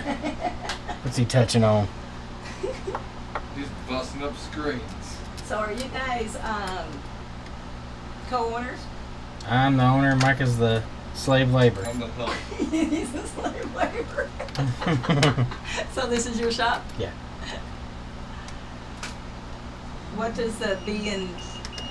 Well, it was Brandon and Chris, but now it's Bika and Chris. We changed Micah's name to Bika. Yeah. And who is Brandon? Brandon Wood, a good buddy of mine. He's actually moving back down here in a few months. Is he? Yep. He's Oh, gonna be dude. living. He's gonna be living in Portland, I think. What's he gonna be doing here? Working for the company he still works for. Oh. Okay. He's a network engineer, so Was They're gonna- that they're gonna not let him- Not available earlier, or whenever he decided, or do you think that he's gonna like it out there? what's that? Where he's at now? That's what he does now. I know, but where he's at now, like, why did he relocate all the way there if they had Because that was positions the only available here? option at the time. Oh, the only position. I mean, available. they're paying him a shit ton of money too. So, Well, yeah. but now they've offered him a job here where he can work remotely and still do the same job, but he doesn't have to be in Wisconsin or Minnesota. Excuse me. That does sound funny where he can remote. Like, can't he do remote now? Yeah, he can. Barely work? No. I think it was more they were concerned that And like I was being sarcastic. yeah, but Word being remote. being a new guy there, they probably were kind of worried that if he could handle it or not. But now that they're pretty confident in his work ethic. What's he doing? He's a network engineer for I don't know what they're called now. They work quad graphics. They do printing all over the world for magazines. Oh, nice. But he does all the maintenance and upkeep on all their servers across the globe. And he builds their wireless networks.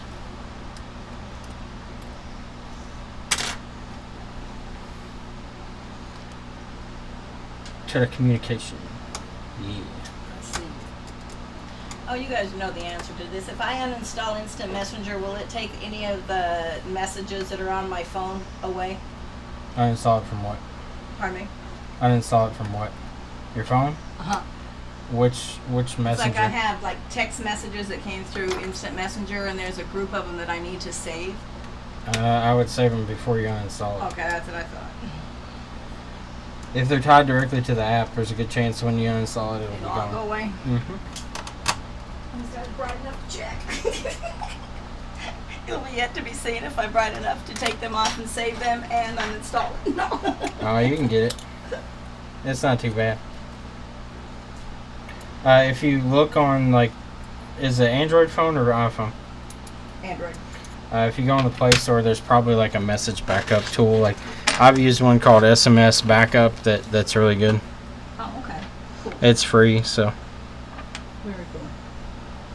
Has she had her hips x-rayed recently? I don't know if they did or not. Ashley took her to the vet the other day. Yeah. Right now, they just have her on a is it Moxicam? Yeah. Well, that trembling and that semi-constant whimper, whimper, That makes me think that she's got the trigger points kind of like I do get in my hips sometimes, and like Tracy does. Mhm. I really do want to make you slit your wrist. Now, if we can get those out, that would stop. But it's also possible that she has growth in her hips that's causing this. Yeah. Well, if I don't know what percentage of pit bull she is, I'd say it's probably 50-50, but pit bulls are really bad about hip issues. Yeah. And labs aren't. Yeah, my yellow lab has real bad. I just had to send him across the bridge 3 weeks ago because he finally just could not get up. I put him back together again for off and on 3 years. Yeah. But he was also a 100-pound lab and almost. We've been trying to get her weight down. She really doesn't eat that much, but she, like, the vet was asking what we feed her, and Ashley told the vet, and he's like, well, if that's all you're feeding her, she should be losing weight even if she's not really that active. Yeah. But she really hasn't lost any weight. She just kind of maintains. Because we only feed her half of what she's supposed to actually be eating. Yeah. But she hasn't lost any weight. She's just kind of stayed the same. I'll tell you what, she's pulling Reiki like crazy. Does Ashley ever lay with her, have her on the couch and lay behind her, watch TV, and just run Reiki through her? No, nothing at all. She really should. And she can combine it with like watching TV or whatever, because she doesn't have to focus on it. Just put the dog up there and kind of get in the position that I am. Prop her head up and watch a movie. Yeah. And just run the energy.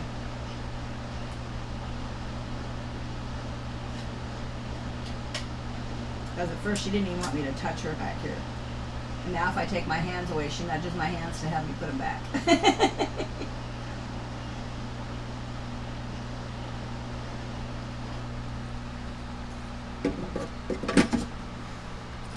Now, did she fall down the stairs or slip down the stairs and then this started? Was that all about the same time, do you know? No.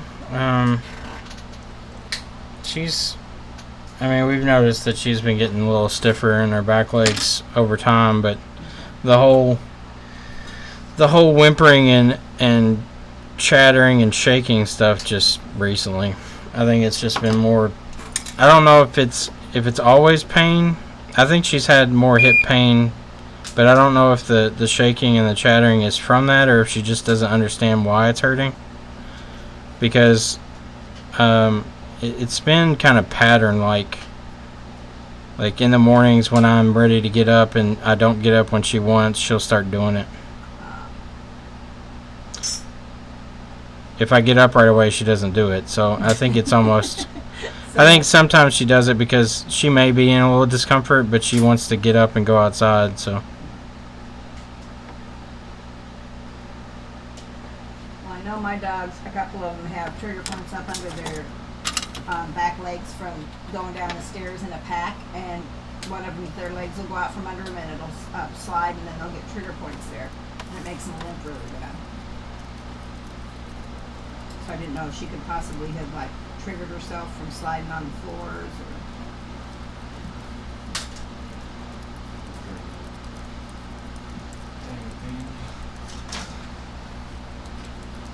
That's neat that you bring it down here. Oh yeah, we do every day.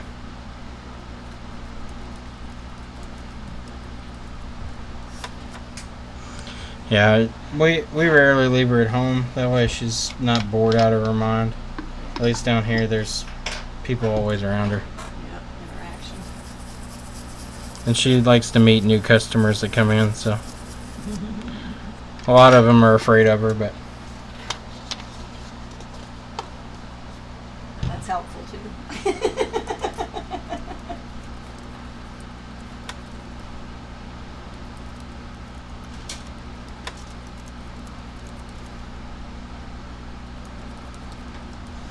This is ready for you to pull the chip off Chris whenever you get the time.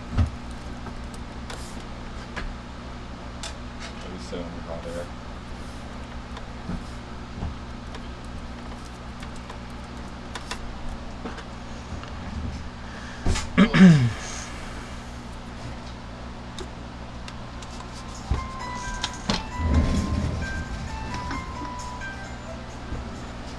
BT, how may I help you?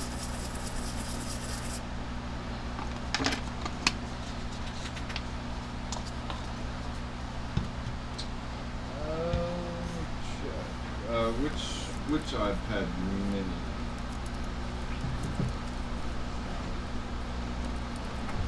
Okay. We have. I think that's next in line. Oh wait. iPad mini 2. Yeah, it's the one this morning. The one this morning that she brought in with the broken screen. You personally took it from her. Okay. Yeah. I was getting ready to work on it. Well, what's that? Yeah, I just gotta get that.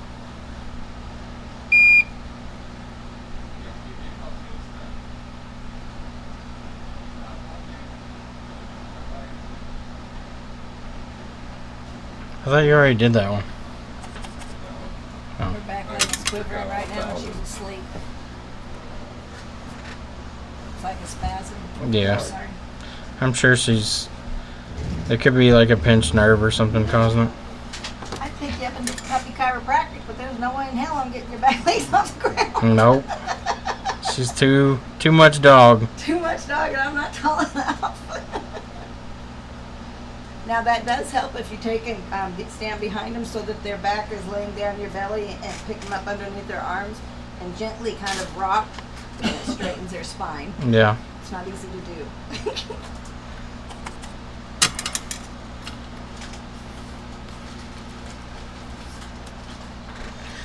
Alright.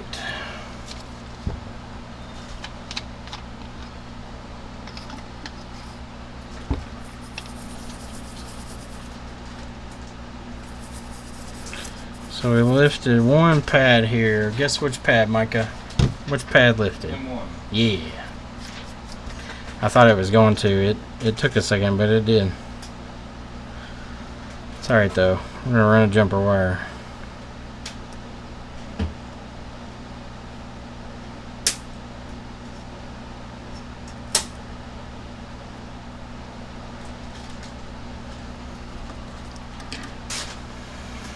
Oh, M1 pad. The spot, didn't I?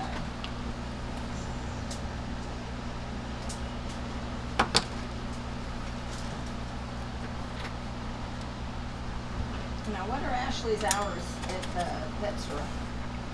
I think she's off today. Oh, I think her and Tracy were grabbing something. She had to go get her hair cut at some point today. Had to or wanted to? I mean, wanted to, I guess. I guess you don't have to. I think you lifted the maxi pad. That's what somebody said. Why would you lift the maxi pad? I don't know, Micah. Maybe the maxi pad needed lifting.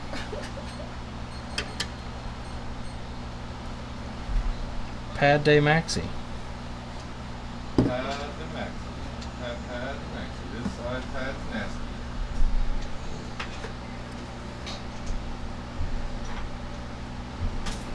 Where did my wire go? Lost my wire. Tiny, tiny, tiny wire.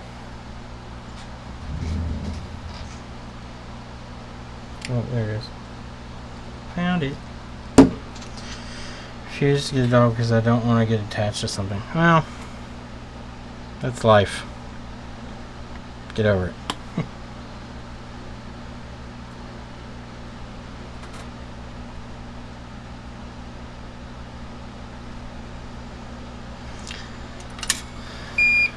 Gootwick jumpers? Well, you're a terrible person. Gootwick jumpers are for communists. Like Micah. Micah's the communist Gootwick jumper. I was going to try to do a Russian accent. I don't think I could. Do your Russian accent. Let's hear it. Vladimir, let's hear your Russian accent. Gootwick, hard like turnip. I don't know if that was Russian at all. Oh, we'll see. I told you. I don't know too many Russians, Chris. I don't hear Russian. Are you sure? You sure you don't know too many Russians? Sure you don't have an inside scandal going on? it seems to be the thing these days. Yep. All the cool kids are doing it. Even the president. Chris is friends with all those European people. I did see some interesting stuff. You know how Mark was over here saying that there was no proof that Russia was involved with it? Now Vladimir Putin came out and said, "Well, if they find out Russia was involved with it, it wasn't the government. It was just some random Russian guy." Of course, it wasn't. Oh, I loved where he said, he said on the news, I think it was yesterday or the day before, that American spies go too far and all Russian spies do everything legally. Oh, God. Putin's the biggest fucking joke ever. Oh, no, he's the second biggest. Well, I mean, the thing that's bad about Putin is he understands how to manipulate people, and that makes it worse. Oh, he's brilliant at jokes. Oh, he is. Yeah, That's he's why he was KGB agent. There's a reason. Yeah. Oh, yeah, no, he is absolutely brilliant at manipulation and jokes. I just thought it was funny that he came out and said, "Well, if they find out in this investigation that Russia was involved, it wasn't the government. It was just some Russian individual that they don't know about." Yeah. Oh, the whole Like, thing. oh, what are the chances? Baby, I didn't cheat on you, but if you find text, I mean, I don't know what happened. Somebody It wasn't me, it was somebody else. Well, then Trump, there was just a thing on a post earlier that Trump had asked Ireland to build a seawall A seawall. well, at first I thought that was funny too, but then the rest of it said to protect his golf course there from Oh, yeah, from the climate flooding. change. Yeah. Well, it's already flooded once because of rising tides. Yeah. Yeah, I think he wanted them to subsidize it or something. Yeah. And they're like, why? You don't believe in it? Yeah.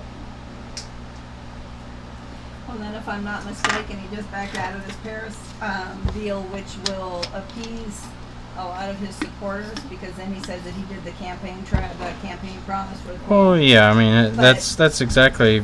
America, if I'm not mistaken, the time frame on being able to pull out of it It's is- 2020. Yeah, is like 3.5 years, which is Oh, yeah. right around the next election. So Yeah. he just did a campaign thing, so he said he could. Oh, yeah, I mean, it's a lot of show. Yeah. Well, the thing is, I don't know... Well, I guess it was a legal bonding thing for the agreement, but I don't know. There's been a lot of... The thing that I didn't understand is they could easily have just negotiated new terms. There was no legal binding contract of what the United States agreed to do. They just agreed to be part of the end goal, but there was no distinct reason or set plan on how we had to get there. And Trump's argument was it was too aggressive and was causing too much financial burden on the United States. But he literally could have just gone in and said, okay, the United States is going to change our plan on how to get to our end goal, so it's not so difficult for the economy. Yeah. Instead, he's like, oh, I'm going to pull out. I'm done. Yeah. He's the whole thing is just absolutely astounding. I mean, I saw this morning where Rick Santorum went on MSNBC and argued that large corporations like regulation, even though all I ever hear is we need to deregulate so these corporations can have better opportunity. And then why would you turn around and argue that they like regulation and then turn around and argue that they don't like regulation? Like, which one is it?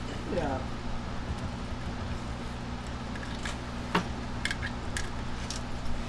Well, the whole coal thing, there'd be better, if he wants to put people back to work, pay for their training and pay them while they are being trained, the coal people, in renewable energies. Yeah, And, well, that's what they have been doing. yeah, well, and that's what they should be doing instead of putting them all back into coal. That's a majority of what they did in Pittsburgh. They trained a lot of the workers there that used to work in different industries like that closed down. They trained them to be in renewables, and now it's a bigger industry in Pittsburgh than coal mining is. So, I don't know. That makes sense. I don't know. I understand, like, the argument used to be valid that the renewable energy wasn't that effective, but the strides that have been made from the subsidizing of those programs to increase research has gone a long way. And if they make any breakthrough on battery technology soon, that's going to be huge. Because when the battery stuff catches up, then it's going to be a totally different ball game. And then the only way to do that is through the research. Yeah, I mean, you have to put money into it. We didn't go to space because we didn't put any money into it. Yeah. It didn't happen because we were just like, we're going to go to space today. They put a lot of money into it. Fuel. Yeah. They put a lot of money into that.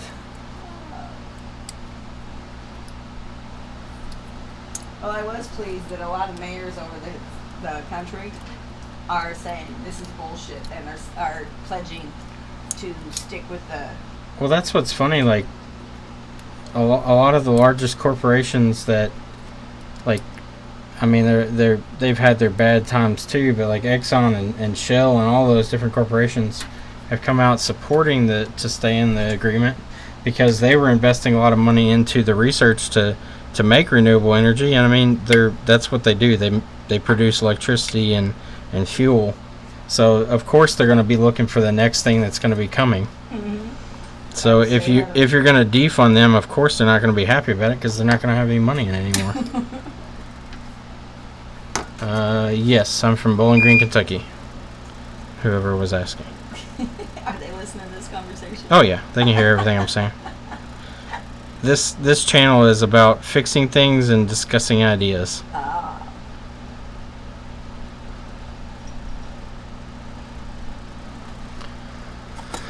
It's a good thing I haven't been swearing yet, huh? Chris has got a sailor's mouth on him. A sailor's mouth. Yeah, I'm 40 minutes, 35 minutes from Nashville, depending on if anyone's alive and on the road or not. Sometimes an hour. Depends on who's driving. No. That's true. Depends on who's driving too. You drive fast enough, you get there quicker. I don't know. I haven't. I keep missing the Preds games, but so far it's not looking too good. Hopefully it turns around though. I've been to quite a few Preds games. I enjoy going to them. I need to plan a night and go with Ashley and take her down there. Mike, you watch hockey much? Ever? Mom a lot. You watch my mom a lot? That's nice. She watches you I know she does. while you're getting your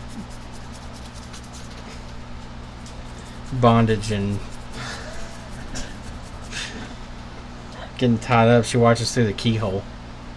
Chris, that's not even funny. You're not funny. No. Was a little bit. See, I got Ziri's approval. I was just seeing the whips and changing the predators' pom-poms. Solar panels, yeah, they're not that efficient yet, but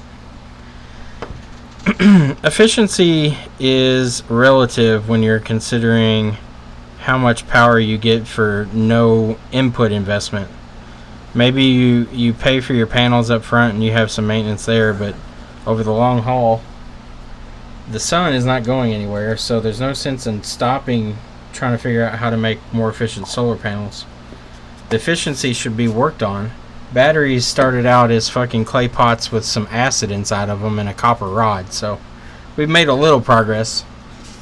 Not too much progress on batteries. Yeah, we've made a little bit.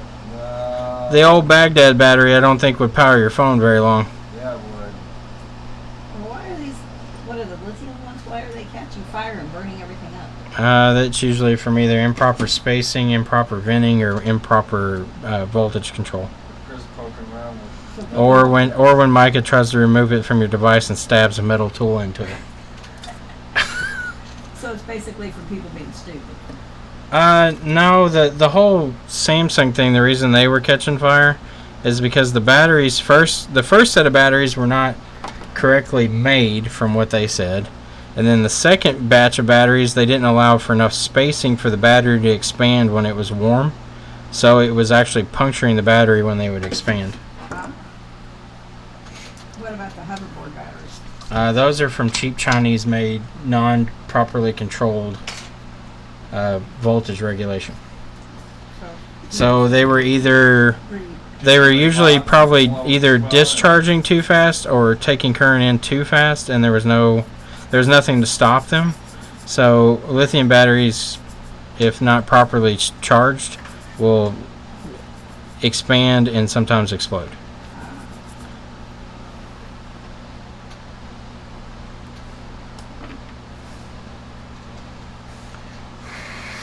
her whole body is trigger pointed. She's thinking this massage is pretty cool. As the sun gets closer. Somebody said solar panels will become more efficient when the sun gets closer. It will get closer. It'll take a while, but that will happen. Yeah, maybe in a few million years. Yeah, it'll take a few million years, but we'll get there. If humanity keeps going like we are, we don't have to worry about it. This will just Here's what I'll say about solar panels. They are not as efficient as they should be, but we also have not had the amount of money put into solar research and wind stuff as we have as of recent. And maybe the technique we're currently using is not correct. Maybe a technique will be found that is correct. So giving up on something because it's not efficient is not a valid excuse, I don't think. Like rotary. Or like internal combustion engines in general. We started out with flat cylinder heads with cars with like 12-liter engines that made 102 horsepower. Well, they've already gave up on the rotary. Well, I know, but they tried to bring it back again. They ain't gonna bring it back. Chris. Well, I mean, they tried with the RX-8. Chris, they're not gonna bring it back. The RX-8 they tried to, Well, yeah, they tried to. but it still had the same issues. Yeah. And then after that, they were like, well, no, we should never do this again. I mean, but to say something's inefficient so you shouldn't try to perfect it is kind of They stupid. did have an efficient version of it, but they never made it public because it ran on hydrogen. Oh.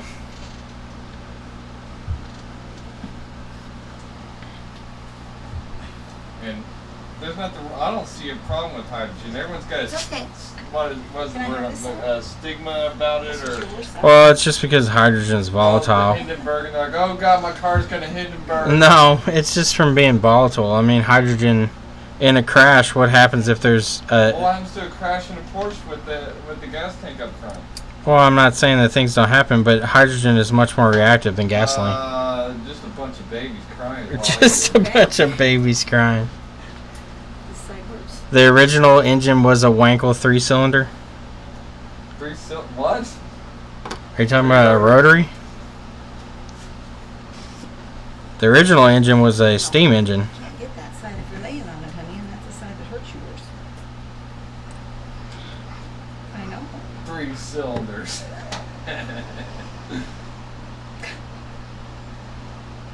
You're gonna rip my shirt. You don't want to snag my little $5 shirt. It's one of my favorites. Come here, honey. I need that side. Come I here. just feel like the inefficiency argument is only valid to say you shouldn't switch your whole industry over to it because it's not efficient enough yet. Come on. There shouldn't be a reason to say stop researching, stop pushing forward on it. Come on. Okay. Now come back here and try it again. Breakthroughs are found all the time. Ken's like, I'm done. I'm going over here to lay down. Well, because of the one side that needs it the most, she's been laying on. She doesn't want me to touch. I finally- RX3, bro. Supercapacitors. What is it? Graphene batteries are starting to make a big push. That's gonna be it. Graphene, it seems to be the issue. Volvo's doing experiments into it, like making carbon fiber panels infused with graphene. Yeah, And Jeff. that's the battery. One of my buddies, Body panels is one of my the buddies, battery. Jeff. He works for, what's the big aeronautical company? I don't know.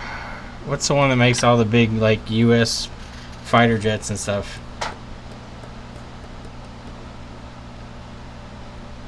Name off some. Come on. Let me look it up.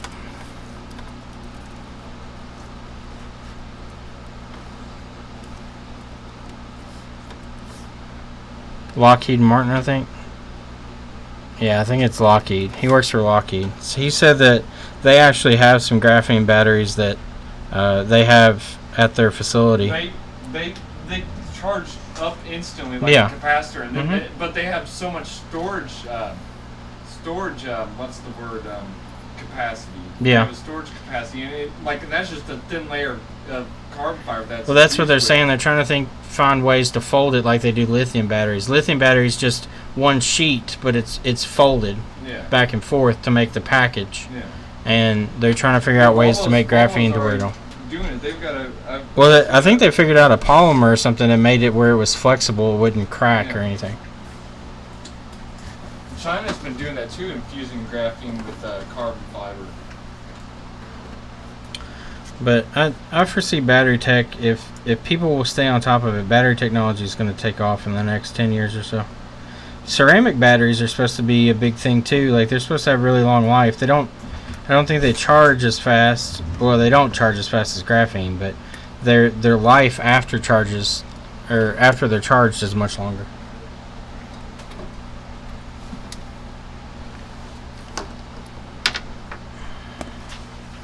The people that discovered graphene, they used to have like a little inch by inch square, and it powered an LED for Well, yeah, over 24 hours. But an LED only draws like a couple hundred milliamps tops.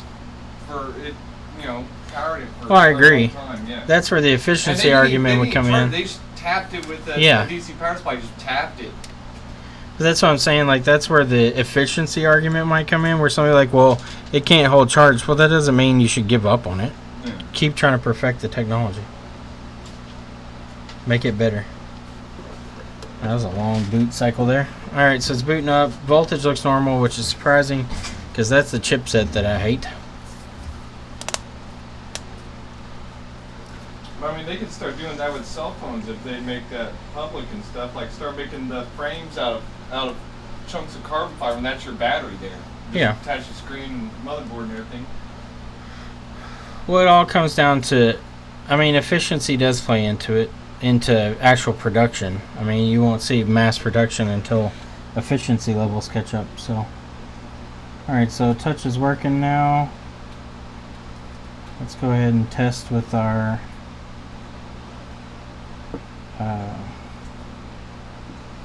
on-screen controls. Make sure we have touch everywhere.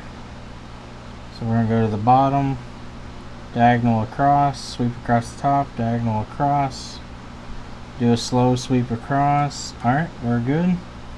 Actually, I'm going to do a tap test on the board. Alright, it doesn't lose touch, so that's good. So, Touch IC is done. Not the mom jokes. Somebody said you tapped it like you tapped Micah's mom. I'm not quite sure how to ask this question because I'm serious on it. Does Ashley have a vibrator that's on a like the massagers that's like a handled one? No, the ones that are corded. Mm-hmm. All hers are cordless. They do have lithium batteries in them now, though. All the better to vibe you with, my dear. Well, she could get what I'm talking about at Walmart for like $20. Yeah. And it would go a long ways to breaking up all this on her. Okay. I try to rub her hips as much as she'll let me at night, so. Well, and if you would just like humor me and let me do your Reiki attunements and turn your hands on. Turn my hands on. Turn your hands on, buddy. You don't want that. You I work with sensitive electronics here. You're asking me to botch my whole program here. Oh, actually, that possibly could. I'll get you aside. We don't want to do that. Well, I never thought about that because I had problems with electronics anyway, and I don't know if this is Actually, Reiki has helped it or. Surprised she doesn't do anything with it anymore. Yeah, well, I'll tell you what, it'd make a world of difference for her dog. I do like pressure points on my hands though, for my headaches. Yeah. That helps out a lot. Yeah. Well, I'm trying to get Ashley back into using her Reiki, because I'll tell you what, it's... Get her those super strong massage hands. That's kind of like... Yeah, she's kind of soft in the hands, isn't she? You should get one of those machines for you. I've got a really big one that came from Brookstone. I've had it for almost 20 years. I'll tell you what, that thing, the weight of it alone. Yeah. Oh yeah, hey Chris, I got that cash register from my parents. I'll bring it to Fleeling. Take it out the flea lane? Okay. I'll take it to Fleeling on Sunday. Did you talk to your dad about the slat wall? No, I'm sure he'll do it. Okay. How much are boots at Freeland The ones not on the main aisle are $50 a weekend. for both days? Yeah. And that's in the middle of the aisle. And do you know what the outside ones are? Are they even doing those?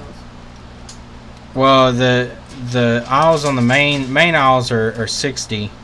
The side aisles, like the ones off to the side, like on the not on aisle A, like aisle B, C, D, and E, they're all 50. C is probably one of the better ones to be on. There's plenty of space open right now.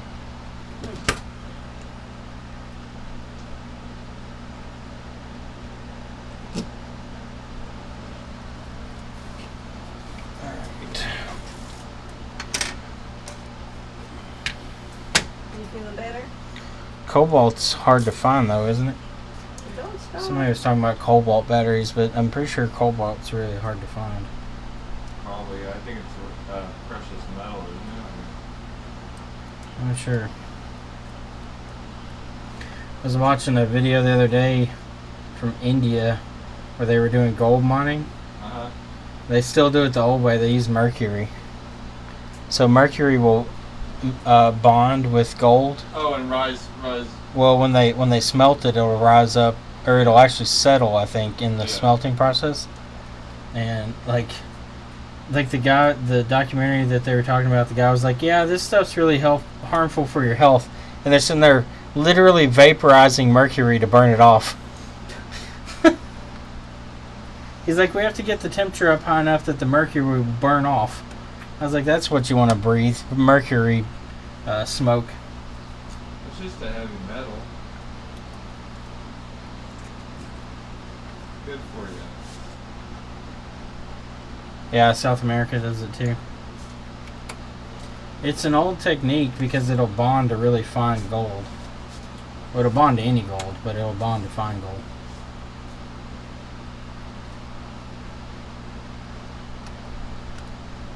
Which is the majority of what they find anyway.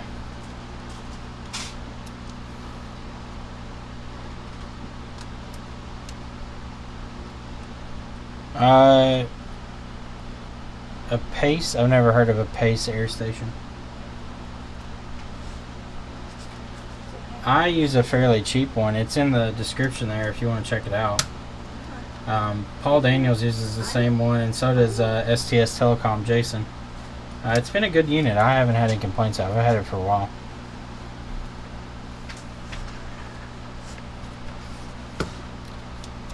Alright, so we got everything back together. They help. I know where your spots are. I do. I know where they're at. Unfortunately, I'm going to need bourbon after sitting on the floor like this. Ye old bourbon. Yeah, about half a pint is just perfect. It loosens everything up. Anything more than that, I end up getting half-assed wrong. There you go. Get schmammered. Defeats the purpose. Okay, do you happen to know when Ashley's next day off is going to be? Usually Mondays and Fridays. Sometimes Sundays. Okay. You have to ask her though. Sometimes she works them, sometimes she doesn't. Well, I could show her what to do here because I found what's causing all of her issues. Well, let me rephrase that. I know what the result of her issues are now. What's causing them, I don't know, but I have idea that your floors are causing some of it. It's okay. Come here. Come on. There are these little things. They're ow, little plastic round loop things. Mm-hmm. They're called grippies, and you get their nails trimmed, and then you Oh, yeah, slide put those 'em on on. and crazy glue them on, Yeah. and it will go a long ways to help give her, Traction. yeah, without having to, because every time she walks across the floor, she's tightening her muscles to make sure she doesn't fall. Yeah. So you're walking around with your muscles tight on the time, and this is it's causing a lot of issues here, isn't it? I could see that. Mm-hmm. And so as she gets worse, the more that she gets worse and has a hard time moving, the more she's tightening up her muscles, because the more she's afraid to slip on those floors. In these floors. Huh. That is my professional diagnosis.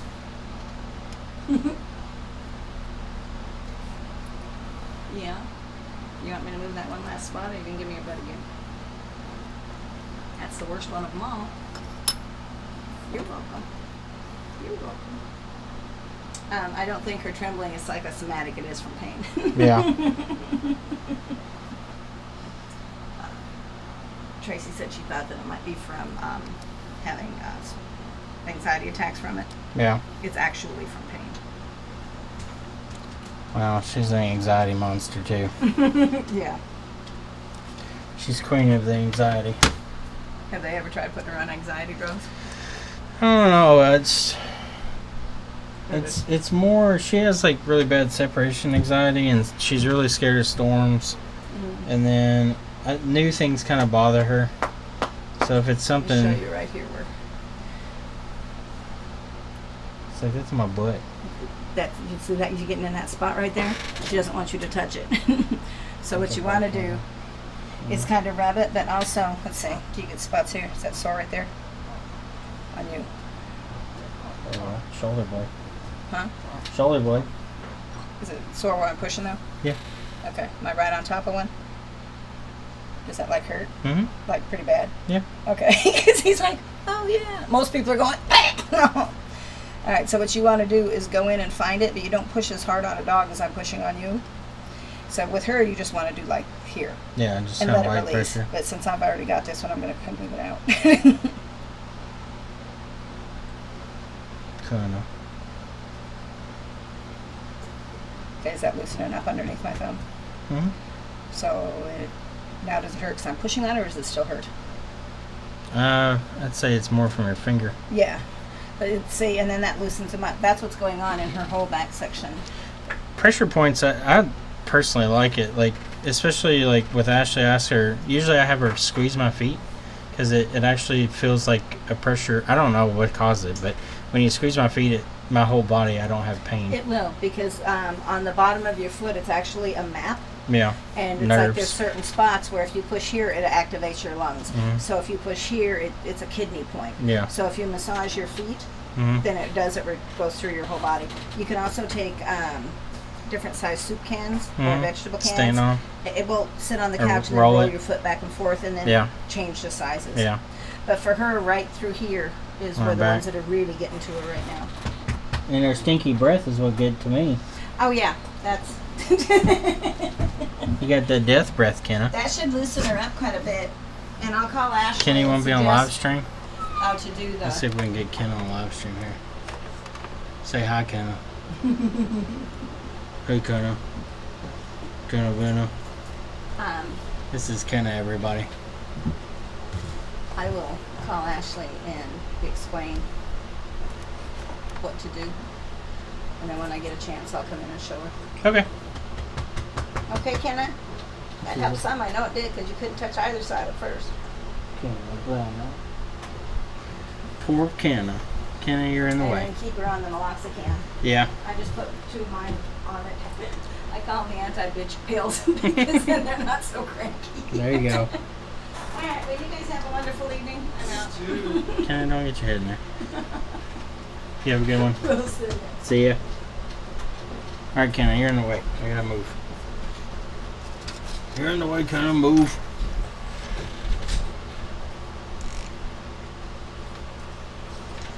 Alright, so touch. I see. Fixed.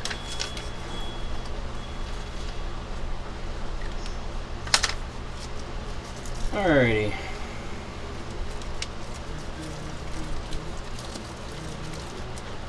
He'll only show us the tip.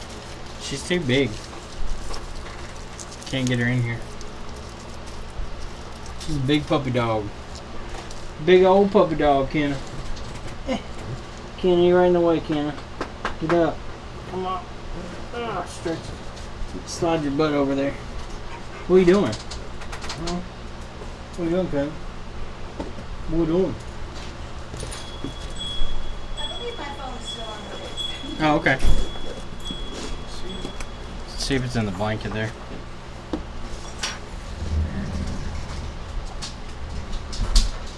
Yeah. Yep, there it is. Grapples these doors, huh? There you go. Kenna, No problem. can you grab her some water? Jesus Christ. Who's Jesus Christ?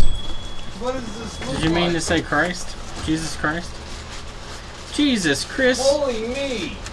Holy Micah! Holy Micah! Kenna. Let's see if we can get Kenna over here. Kenna, come here, Kenna. Come here. Uh-oh. You got water over there, Kenna. Wah wah. Oh, Kenna. Wah That's wah. old Kenna dog there. Chris wanna call wah wah too, huh? I don't want a blah. I'm good.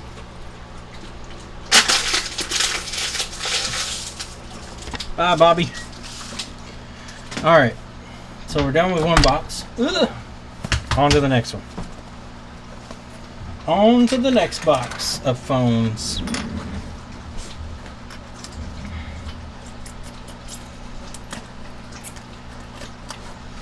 Where's this one from? This one's from Chicago. Chicago.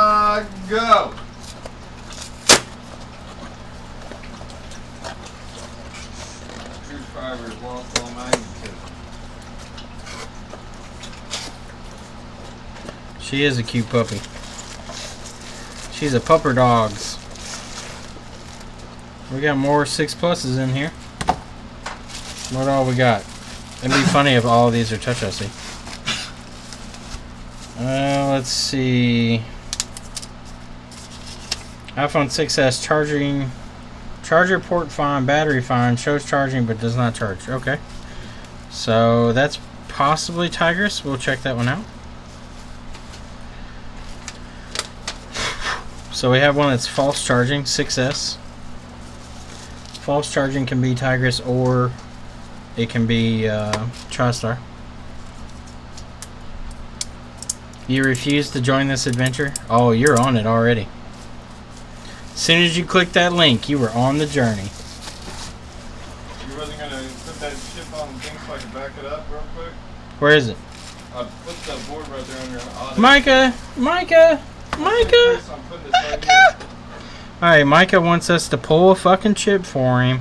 Because Micah doesn't know what he's doing. I ain't got the template or nothing. I know, I'm just fucking with you. Calm down, Micah. Stop Chris! yelling. Chris!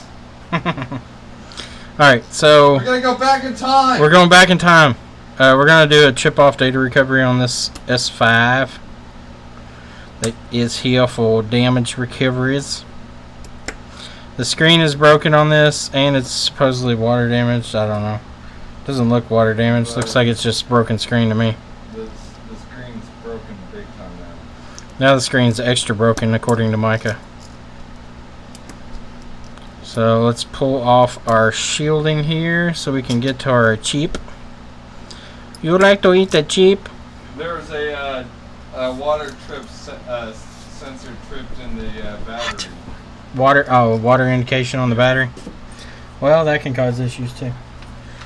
Alright, so we don't really care though. We're doing data recovery and chip off is easier than chip on. So my baking mat is not liking the heat right now. Remove that little guy. Yours is thinner than mine or something, because mine doesn't have those issues. Remove these 2 little guys.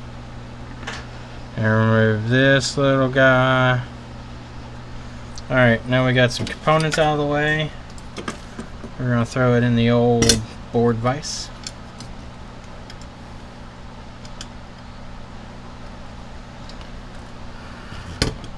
Just use that, that's what I've done. It's yourself. You have to like circle on the edge of a supermassive black hole, trying not to get sucked in and crushed by its gravity.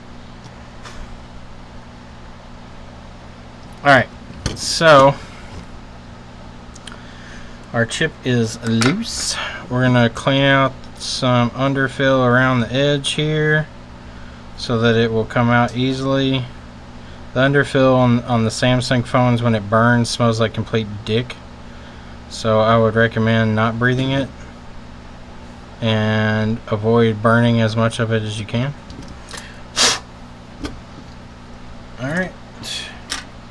Now we need to switch out our tool end here for the lifting tool and not the cutting tool.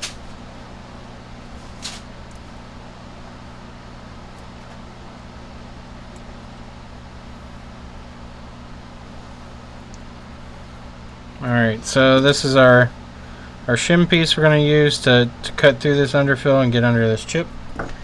So I like to put down a hefty amount of flux so when we start to cut into this, that flux will seep in under the chip and help reflow our solder.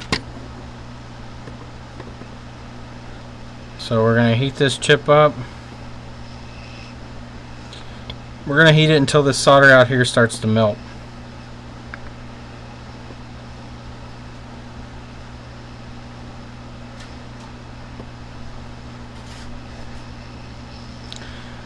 Okay, so it's starting to get to melting temperature.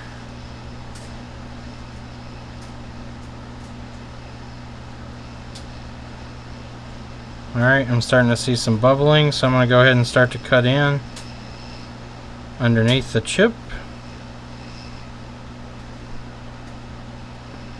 And we're going to push straight through on this, so I'm going to start focusing my heat in front of my spatula tip here.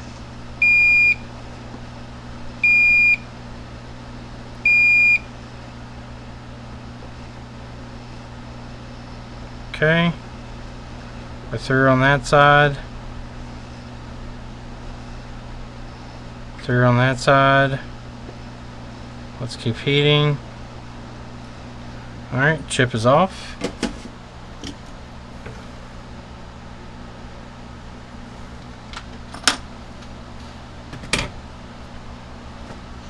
The muffins are ready. Muffins are in the oven. Alright, so now we're going to add some nice leaded flux, or flux solder. We're going to add flux, but we're going to add leaded solder.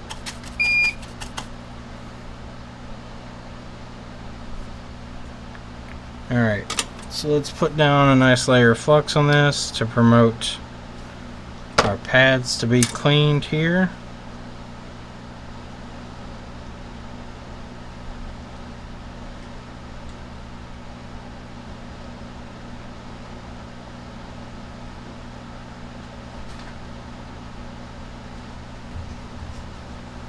Okay, chip is fairly cleaned up now. Now we need to go in and tin our pads that are kind of oxidized. Straight off the chip? Yeah, we're doing chip off recovery on this one.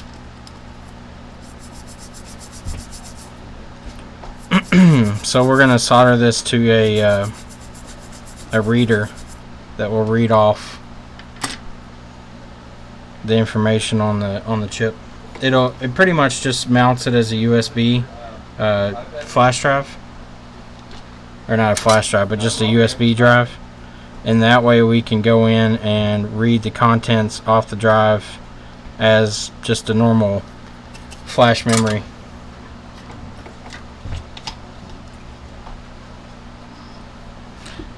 I won't be able to show it because Micah's computer has all that set up on it, but we use what's the program, UFS Explorer? So we use a program called UFS Explorer. Once we pull the chip and mount it to the reader will mount it as an image, and then that image can be read by UFS Explorer, and it will unpack the partition tables. All their naughty pictures. Yeah, so everything on the phone, including the base system root folder, is viewable. The phone did boot up, but the phone had a cracked screen, S5.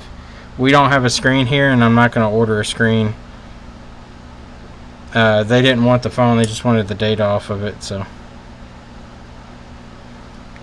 That's the way to go with things. So we got 2 pads here that, or 3 pads here that are a little discolored. So I'm going to come in and fix that. They're just oxidized is all it is. So a little bit of heat, a little bit of solder makes the world a better place.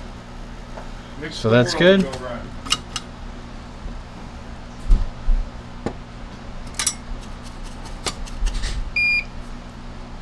Michael, I'll link you to the website. Hold on. If you can't find it after I link you to the website, then you don't deserve to have the stencils. All you have to do is search for their iPhone parts, and there's premium stencils linked. You want to buy the premium. Do not buy the standard ones. The premium ones are about $20 a piece, but they are square punched holes. They should have images of them. If it has an image but it doesn't look like square holes, just buy the premium one, the highest dollar one they have, and it will be square hole.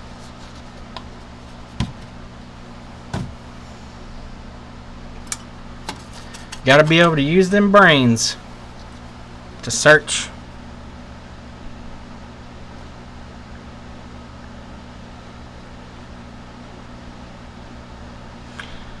But that's where I got my stencils, so. They should be linked down there too in the description. I don't think it's a direct link. I think it just says Union Repair, but that's the website I get them from. Alright, so our chip is cleaned. It's nice and flat. We don't have any large solder bumps here. Now we're going to reball this IC. Reballing these is a little tricky because the stencil I have is not the greatest. I need to look and see if I can get a different stencil for them. I mean, it does the job, but it's just not, it's not ideal. It's a very small stencil and it's circular holes, which makes it hard to keep in place. So. Alright, so let's clean out those holes there. Touch ID.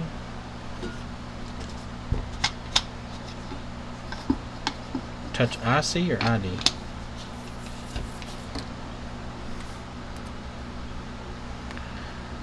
Let's see.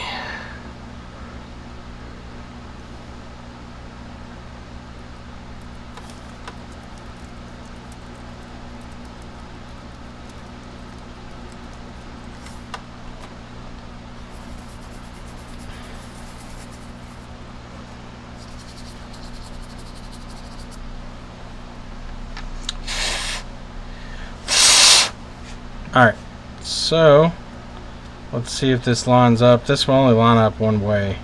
There we go. You can have the stencil upside down and it won't line up. But if you line it up the correct way, let me make sure my stencil is self-centering itself.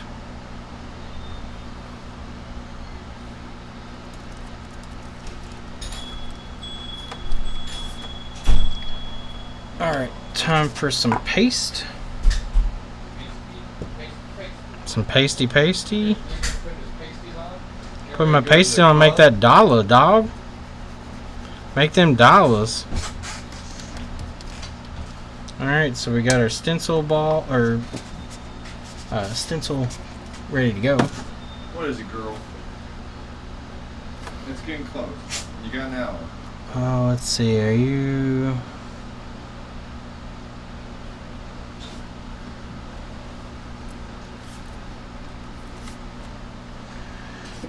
Alright. So I'm going to try to come in here with a fairly light heat.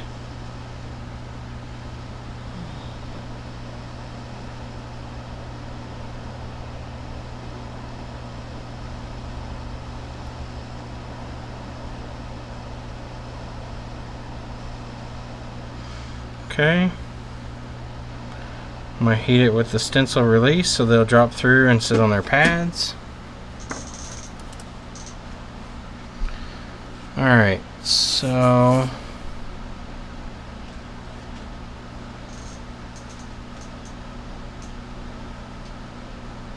super high precision stencil on the way.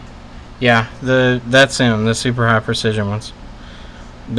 I've got to order some more to see if they have newer ones. When I checked, they didn't have the iPhone 7 ones up yet. Okay, so I've got an iPhone 6s, iPhone 6s Plus, iPhone 6, and iPhone 6 Plus high precision stencils. I've had only one set of each, and I still use them to this day. They haven't worn out, so they're really high quality. They last. Alright, so the IC is reballed. Now we're going to ask Micah for the reader.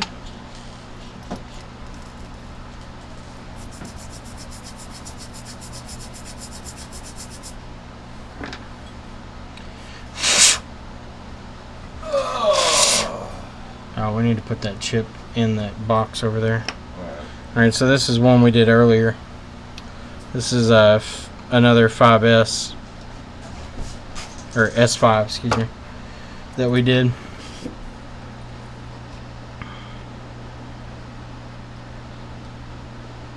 This board also offers a direct wiring option, but it is kind of a pain in the dick to do because you have to have the whole board, and it's just not worth the hassle. Alright, so got that cleared off. I'm gonna go across this with some wick to pick up any stray solder.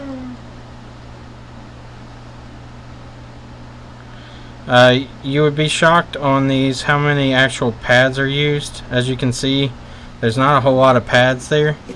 Honestly, it's not even that much. I think a majority of those there are just for stability. I think from looking at the schematic, it only uses like 8 wires or something like that. So we're going to place our IC down about where it should be. Come in and heat it up.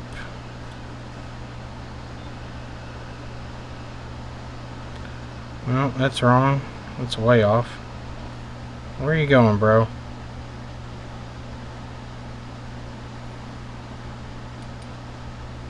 Need to hold that in place for a little bit.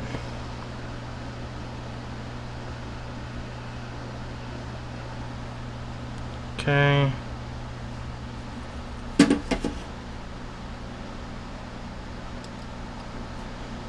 Alright, so that seems like it's held in place now. Hopefully the flux won't make it float away. There we go.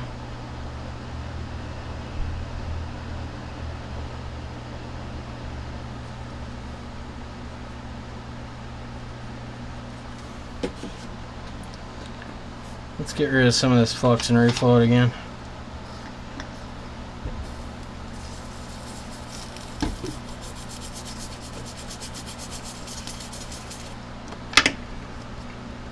So, come in and reflow that real quick again.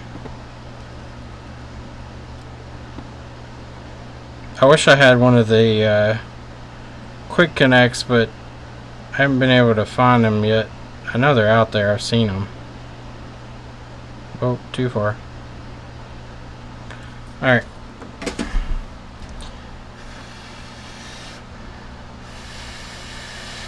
See you, Martin. I'm going to cool this off and go hook it up and see if it reads. If it does, we'll pull the contents off. If not, I'll pull the chip and check and see if it needs to be reballed. If it does, we'll reball it again and put it back on.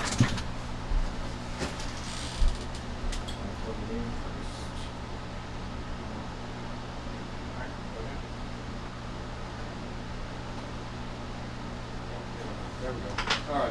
Alright. So it's reading. As soon as we plug it in, it pops up with a window and shows us an image file. So Mike is going to go ahead and pull that image off or recover the data. And we'll continue working on our iPhones. So somebody asked if I ever work on anything other than iPhones. Yes, we do. Where do we get the reader from? It is a eMMC booster, an eMMC Pro. It was actually given to us by Lauren Nunley. Lauren is I'd call him a friend. I mean, I've never met Lauren in person, but we talk pretty regularly. Lauren's a really great guy. He has a store in Mississippi that does the same stuff that we do. He's a pretty knowledgeable guy. But it's the eMMC Pro and the eMMC Booster.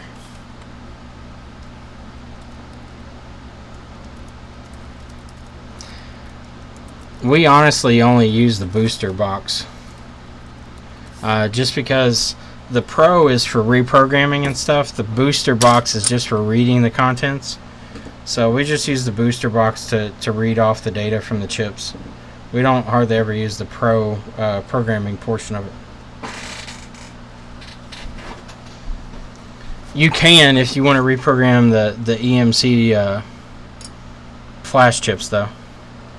If you want to read contents and then reprogram one and put it back on, you can do that. So if you wanted to upgrade your storage size, or if you had like a phone that was completely just screwed but you wanted to keep using the phone and you had a donor, you could take the chip off, read the contents, or even just direct transfer it. But you can read the contents and transfer it to a larger storage media. Alright.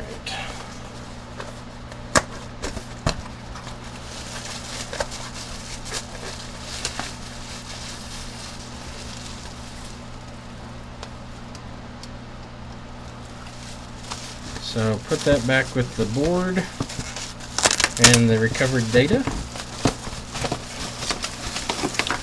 We recently did one for a court case. Hopefully they get all their information they needed from what we recovered.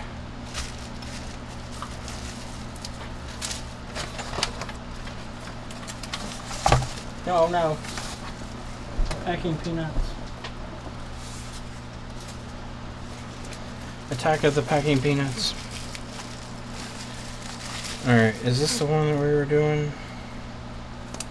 Let me see.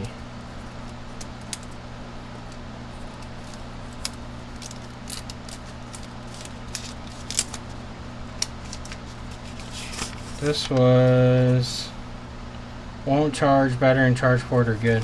So we have a 6S Plus and a 6S that are not charging. So let's see what our third one is, and then we'll start in on these. I didn't even see how they got that rubber band around there twice. That thing was about to break just once.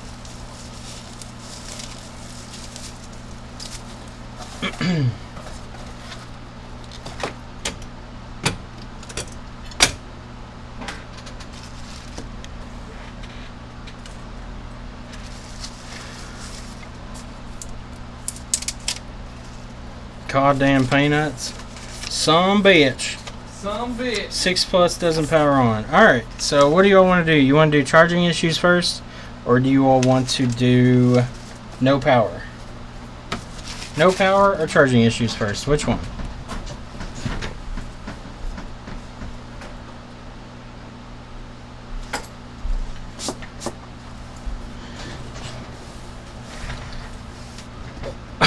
Well, I appreciate you watching, so if that's any consolation.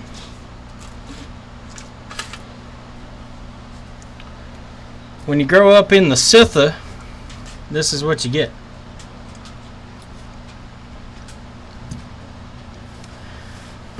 So we have 2 votes for no power. No power, no power.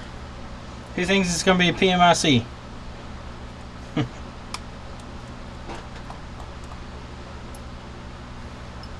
Alright. So many hours of video. When you watch one of my streams, you end up dying at the end of it. That's how long they are. I'm surprised I haven't seen Michael Underdick. Butterfly Underdick. He hasn't been on in a while. He's a hater. He's probably watching right now and not saying anything. You vote for the PIDC? Pain in the dick chip. No power. Sometimes also confused with long screw damage. So we'll check the power first, and then we'll go check and see if our holes have been raped. Where is the butterfly? That's a good question. Maybe he's super busy trying to pedal all of his fidget spinners on the corner. Fidget spinners have gone out of style and now he's stuck with thousands. Thousands, Mike, I tell you. Thousands. Maybe millions. Alright, let's so hooked up power, there's no short on VCC main. Let's hit the power button.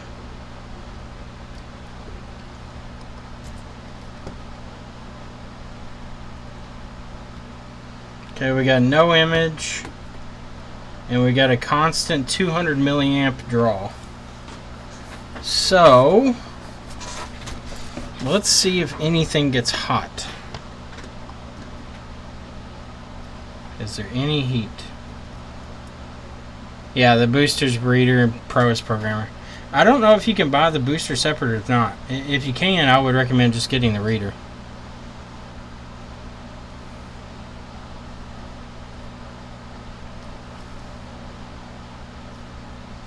Okay, I'm waiting to see if there's any heat that comes on the board here.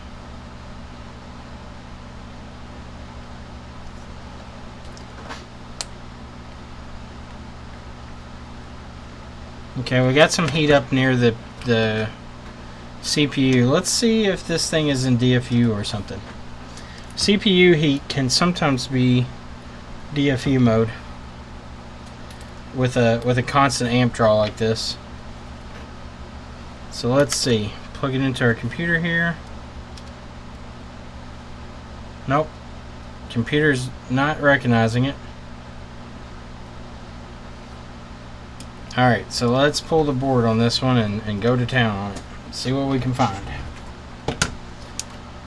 If this was a drop phone, this could very well be a SD RAM short, which I've seen quite a bit. We'll check our screws. Uh-oh. So the bottom left screw is a long screw. It's in the wrong spot. Let's see if it's done any damage. So the screw they had in the bottom left is one that's supposed to be in the top left. So it's double the length of the screw that was in there, or supposed to be in there. So let's see if we've got some long screw. That very well could cause the CPU to freeze because the CPU has data lines that run through there. Alright, let's see. Did they get lucky? Is there no screw damage there? Let's find out. So I'm going to clean this out a little so I can see down in there better. There's long screw, but it is very, very light, so I don't think that's the issue. Let's check all our holes. Alright, so I'm going to do a test. Yeah, the screw mount is stiff. There's no sponginess there, so I don't think it's long screw. Let's see if it'll boot up with the screen off of it, because I have seen some phones that won't boot if the screen is faulty. Alright, so we're getting the same amp draw with the screen off. So it's not that. So I'll go ahead and continue disassembly on this thing.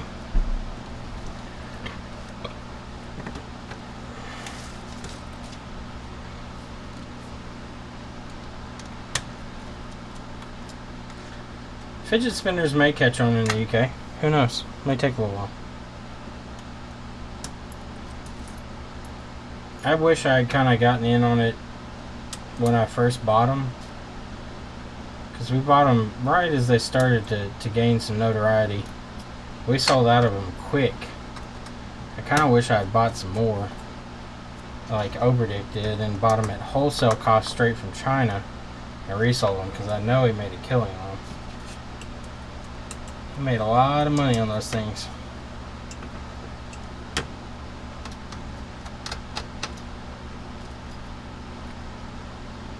That's good. I mean, I'd like to see people capitalize on stuff. I like to see people do well in this industry. That's why I really want to see Paul get a microscope. I mean, he could make a killing in the industry in Australia because there's just not many options. And I hope he does. Spinners are taking off in New Zealand. Yeah, it seems to hit different areas of the world at different times. It's just a thing for kids and some adults. Like, it's a fad thing. Just like in the United States, they had the fucking pet rock for a while. And they had different, like, little things like the Tamagotchis and the wristbands and the fucking trapper keepers and stuff like that. It's just all fad stuff that comes and goes. Tickle Me Elmo.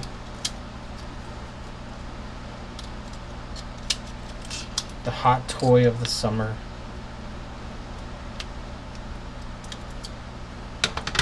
Alright, so let's take a gander around this board and see if we see anything that looks out of the norm.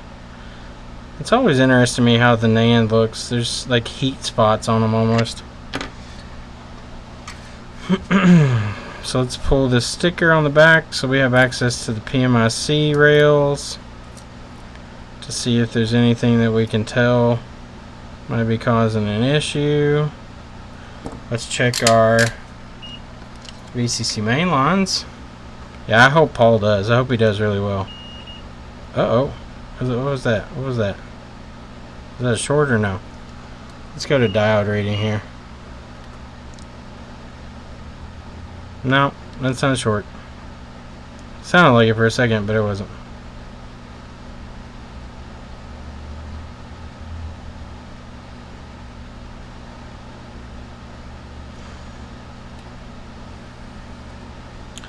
Let's check our NAND lines.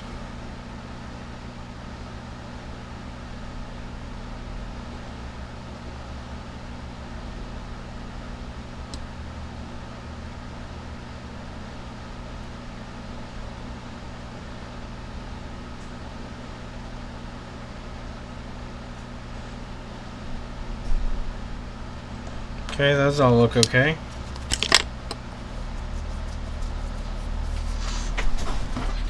Will the chip off process work on a Droid Turbo? Nate, what's the model number and I can tell you. They list on their website which ones they can work on. So if you know what the model number is, I can tell you more precisely if it can or can't.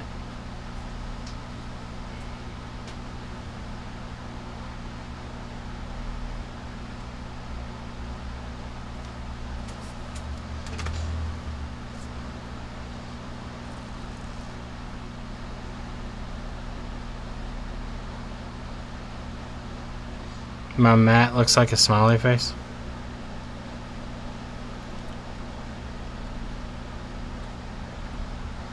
Yeah, it does.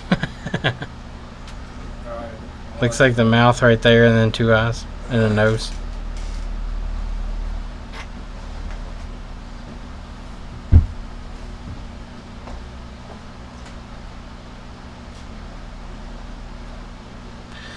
Alright, so I'm going to pull up ZXW and I'm going to start poking around at some CPU lines and see what we've got.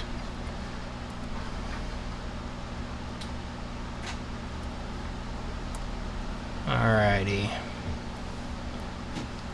So I'm interested in the 1v8 line, SD RAM. That one is pretty common to fuck up. So let's see.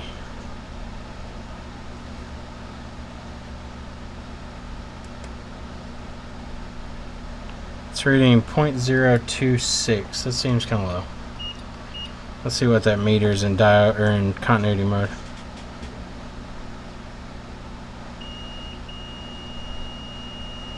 Okay, so yeah, that's make sure it's the right cap before I confirm that as a Okay, it's a wrong cap. That might be GPU that I'm reading. That's GPU, so never mind. Duh. So 1V8ST is okay. Let me read it in diode, just to confirm. Yeah, it's fine. Alright, Droid Turbo X1254. They don't list it. They list the X1096 and the X1022. Let me see if they have any other ones on here that might list that.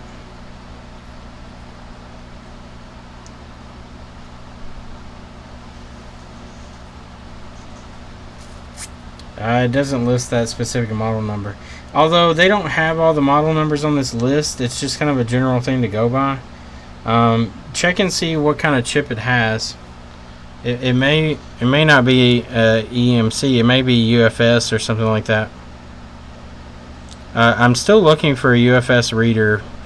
Supposedly there's some out there that would do the S6 and stuff, but I want to see if they'll do like S6, S7, all that jazz. Or if they've started to go the way of Apple, where they're fucking encoding everything and you can't do shit with it anymore. Alright, let's see. What are some other lines here that could be causing issues? I'm going to hook the power back up and see where exactly our heat is coming from. I'm going to pull the CPU shield off too, because I want to know exactly what our heat point is.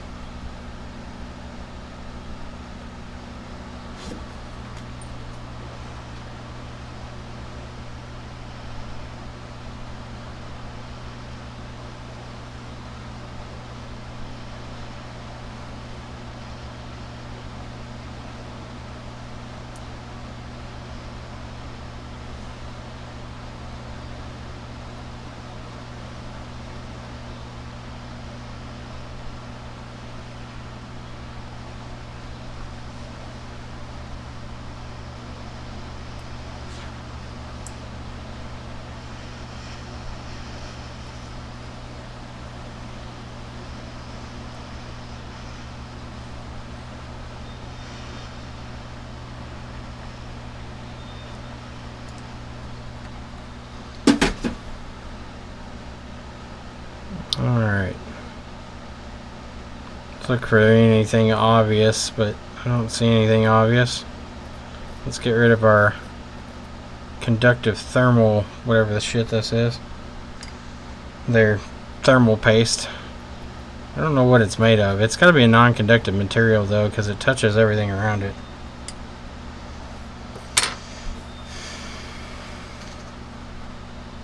$5,000, Jesus Christ.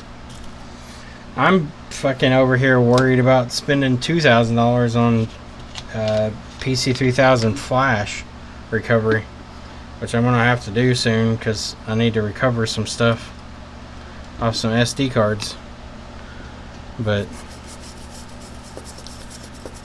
I don't know. I'm trying to save money up to open up another store, but then at the same time I need to buy some equipment.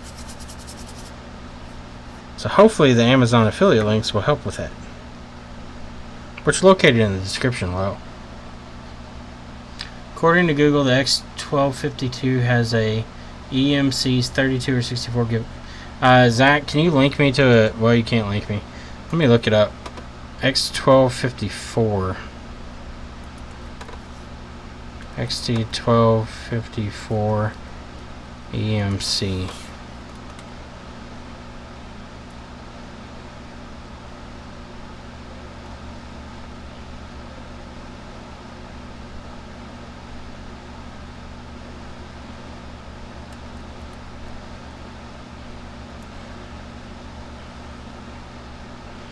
They're showing a write-up on how to solder directly to the board.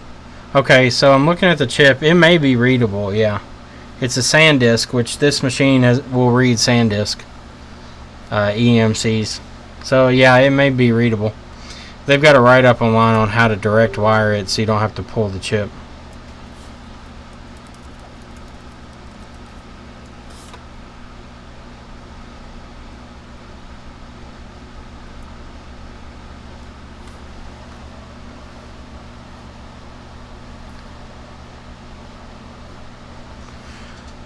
Alright, so let's hook up some power and see what we got going on here. Yeah, the booster should be fairly cheap. The programmer is what's expensive. Really, they're not that expensive anyway. It's fairly cheap in its own right. Alright, so we got our power coming in.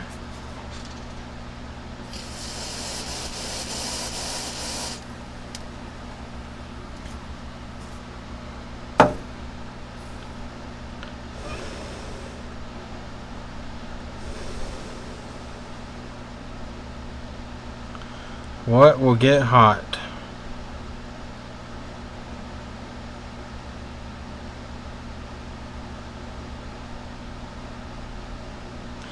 Yeah, so see the CPU is getting warm on this side. Let's freeze it up a little more.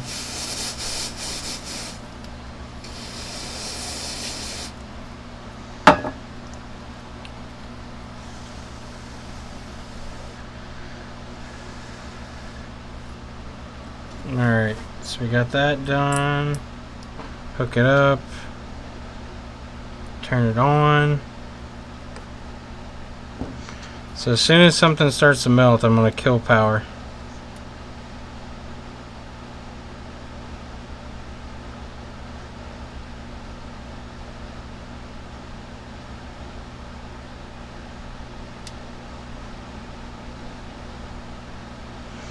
So I've killed power, so I don't know if that melting is occurring from just the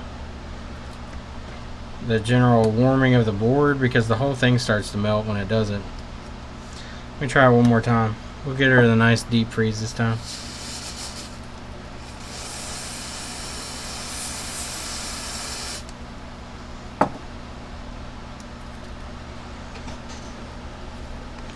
We'll let it naturally freeze over.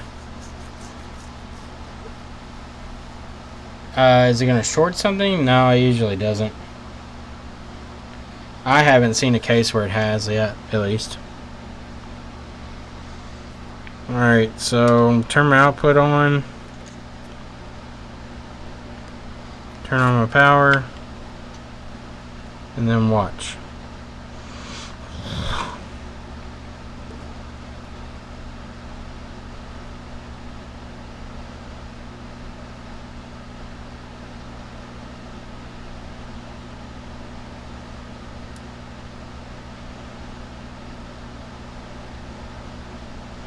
Looks like the sim tray is melting right now. So I've cut power. Yeah, see the whole chip's still warming.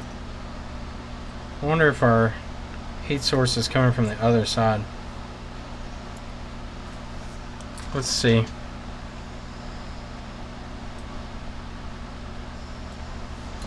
Maybe I just felt my heat on the CPU, because the CPU is opposite of whatever might be getting hot.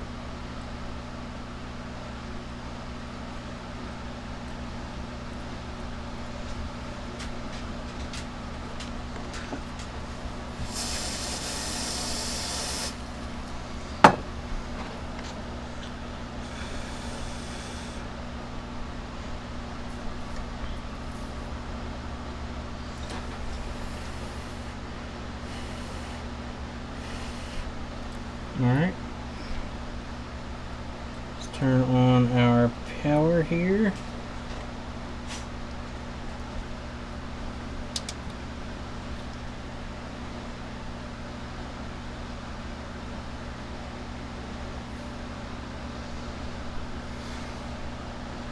It's going to end up melting before I even get it flipped back over.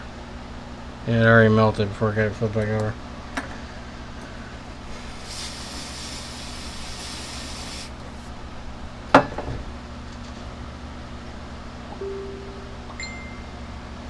This is MG Chemical Super Cold. Chills circuits to negative 51 degrees Celsius. It's like liquid nitrogen in a can. Probably actually is. Okay. Turn our power source on.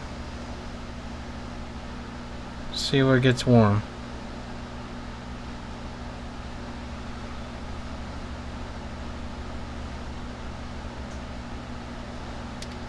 Well, look at there. Dead center of the PMIC was starting to get warm. Let's...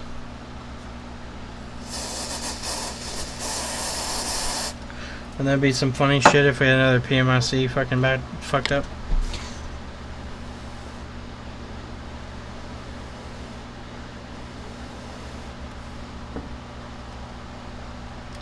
Be ironic. That would be damn sure. Okay, let's watch again. Does PMIC melt right here in the center?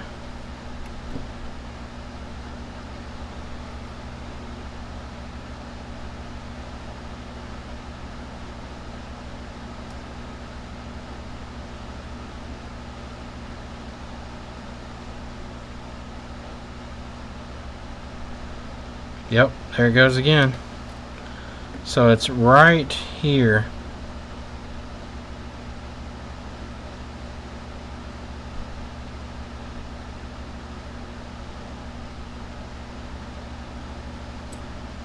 See, this side's still frozen. It's just now melting. So it's fucking PMIC related. Let's see what line is in that area. So it's right here is where we're looking. So that's going to be in a center ball. Let's see what's on the center balls. Right in that area. Mesa. IMU, which is the compass. TriStar. Oh, there we go. That could be interesting. VCC main is there, but VCC main's not shorted. Proximity. Proximity's not hooked up. So we got a couple options here. USB voltage. PMU to Oscar reset. So that's more of the other stuff. There's also a 1v2 SD RAM line there. So let's check the SD RAM line real quick.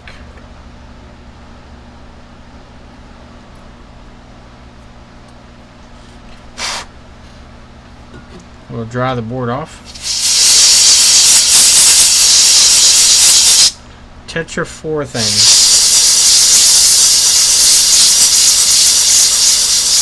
Whatever it is, it's cold as shit.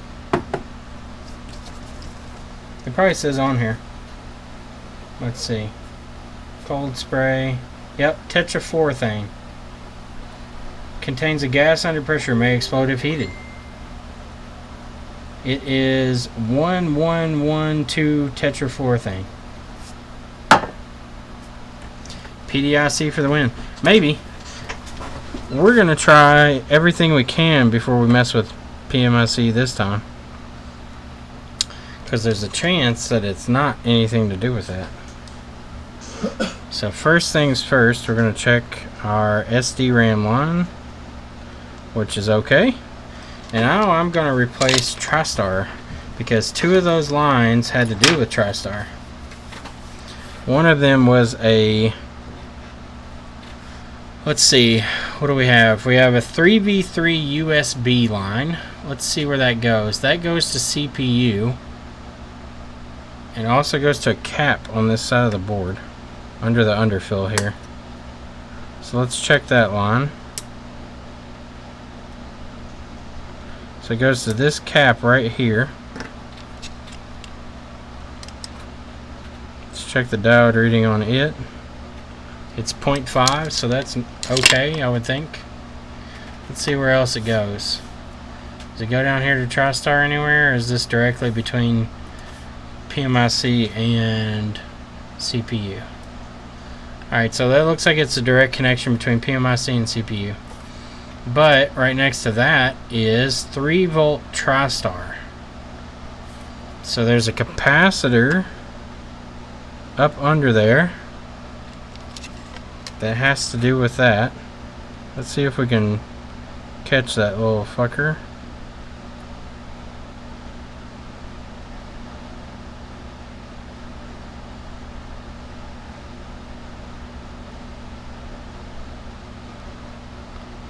So we're getting 0.388 on the line. So the line's not shorted, but doesn't mean there's not an issue there. Next to that is a 3-volt IMU line, which I believe has to do with the compass, or the something to do with the gyroscope or something.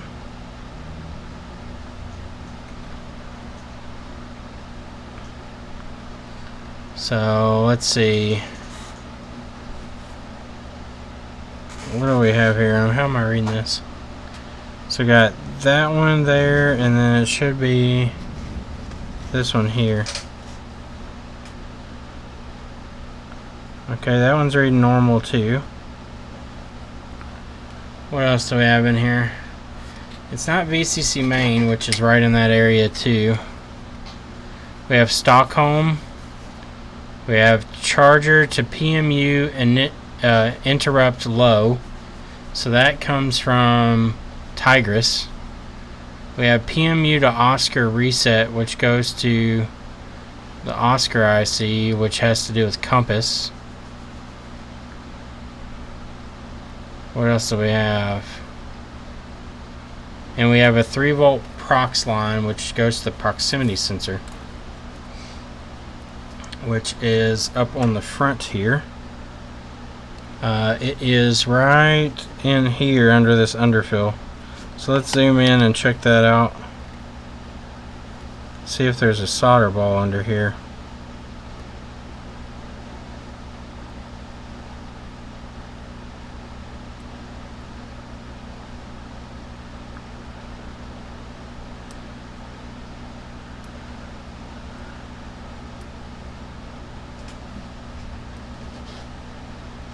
Okay, let's test that cap and see.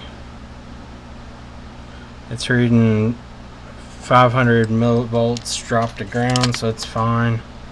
I'm a PIDC denier. Well, I'm going to exhaust everything I can before I go swapping out the PMIC. So I'm going to do TriStar on it, just because there's a TriStar line there, and TriStar is much easier to do than PMIC. And TriStar can keep phones from booting.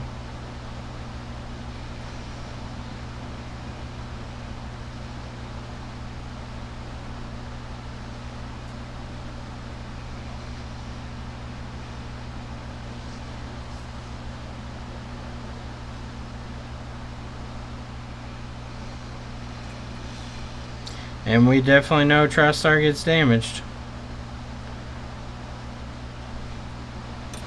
Much more often than PMICs go bad.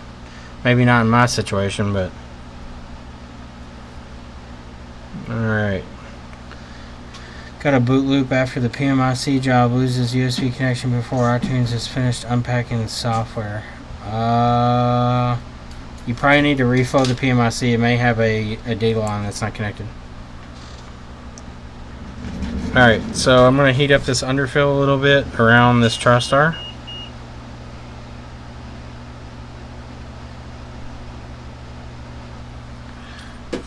And I'm going to clean it out. I almost wonder if I can try the trick that I used with the other TriStars to see if TriStar even works properly.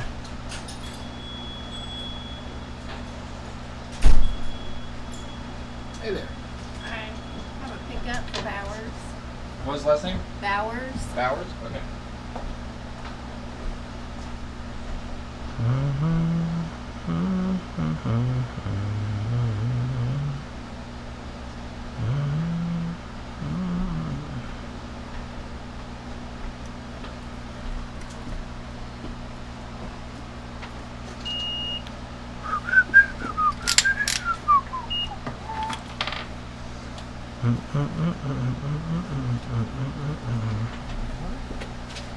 There, it's now.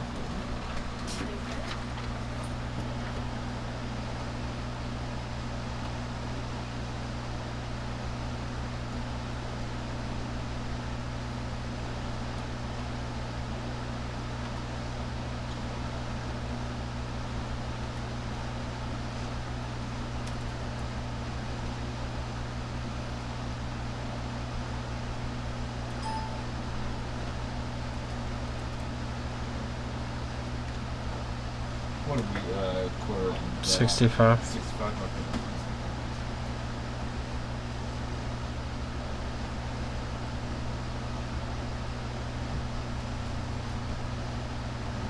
After tax and everything, it's going to be $66.50.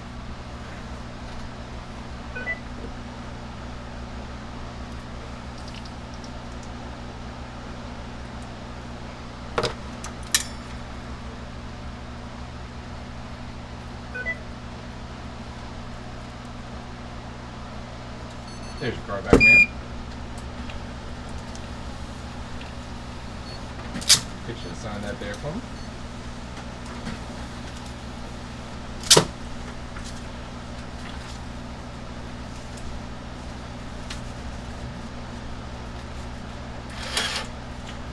And there you go. Alright, thank you all. Not a problem. You have a good day. Oh, thank you so much. Y'all have a good one. You too.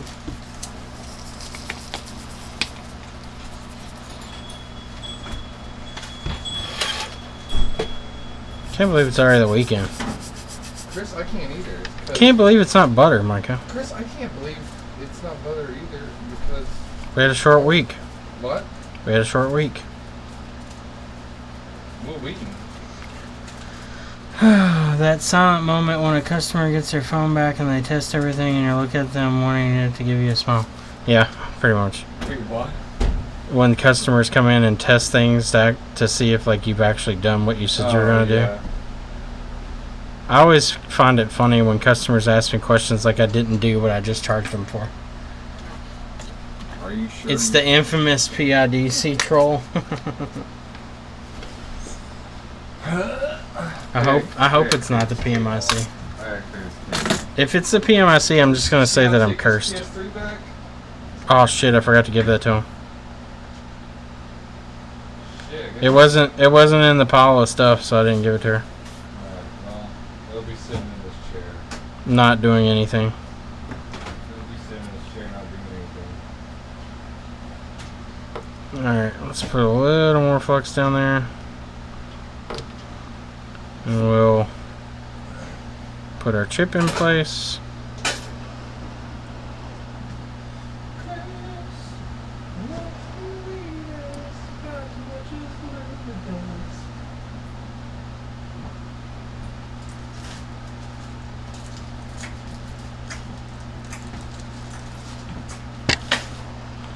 It's your mom. Sure, Mom. Hangs out with women all day, eating ass.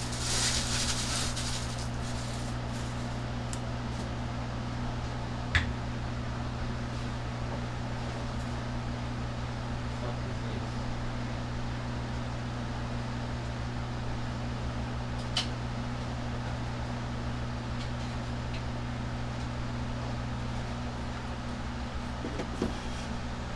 Okay.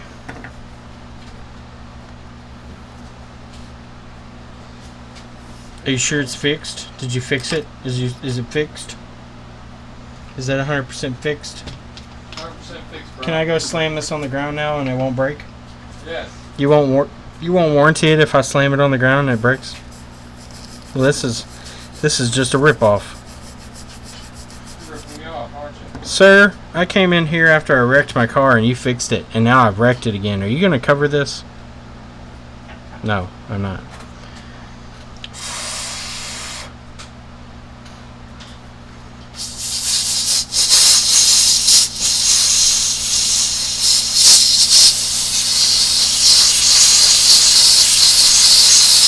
Bring out the gurney. Well, that's not good.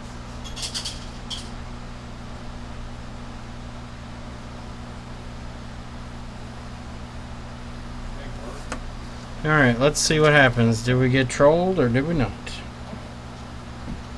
Troll Nation or troll me not? Is you is or is you ain't my constituents? Yes! It wasn't TriStar, or it wasn't PMIC, I don't think. Nope, it's booting up. Fuck you, it ain't PMIC. Fuck you. Here's TriStar. Yeah, you got it. Good. Not PMIC, it was TriStar. Proud. All right, let's put a screen on it so I can show CRI that or CRI. What do you want me to call you? You want me to call you Cridge? Sridge? Cridge? Can I just call you J2000? I don't even know what to say. So let's see. Give her the old booty boot. Booty boot. Oh, booty boot. Oh, look at my booty boots. Booty boot. Booty boot. Booty boots. Booty boots. Get yourself some booty loops. Box of trash.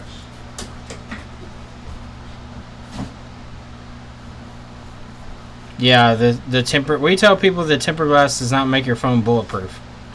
It will still break if you hit it right. I just explained to them that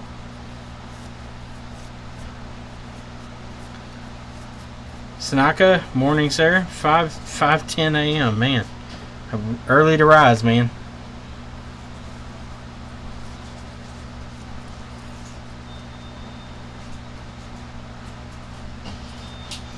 Ashley messaged me. What's she saying?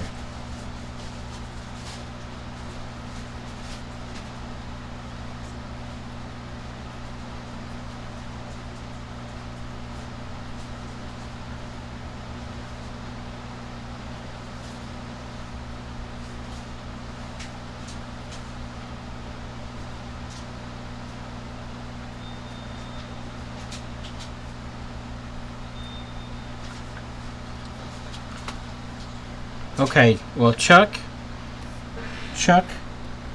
you're dead wrong, Chuck. Oh, look at that, Chuck. You're dead wrong. Alright, so TriStar was bad. So, to recap what we went over here, this was not the PIDC, pain in the dick, aka PMIC. This was TriStar. So what we were getting was a 200 milliamp constant draw on boot.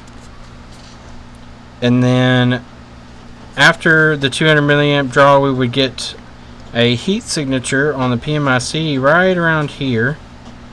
And underneath there on the center, I will shift it over so you all can see. So F2 here. Let's make sure that it shifted. It did. Okay. So on PMIC, if we come over here and we zoom, well, god damn it. Click down here, bastard. Alright. So in that area of the PMIC, there is a pin right here, 3-volt TriStar pin, which corresponds to, oh, evidently it corresponds to where the fuck that is. Hey, my glove. But if we go down here, actually I'm on the wrong page here. If we go down here, we can see that this directly responds to TriStar. So TriStar 3-volt line comes in right here. So we know that TriStar was our issue. So we'll shift her back over there. So that's where using your brain comes in handy. Tim just sent me a message and said that his ThinkPad still says it's on 7% and has 5 minutes left of battery life.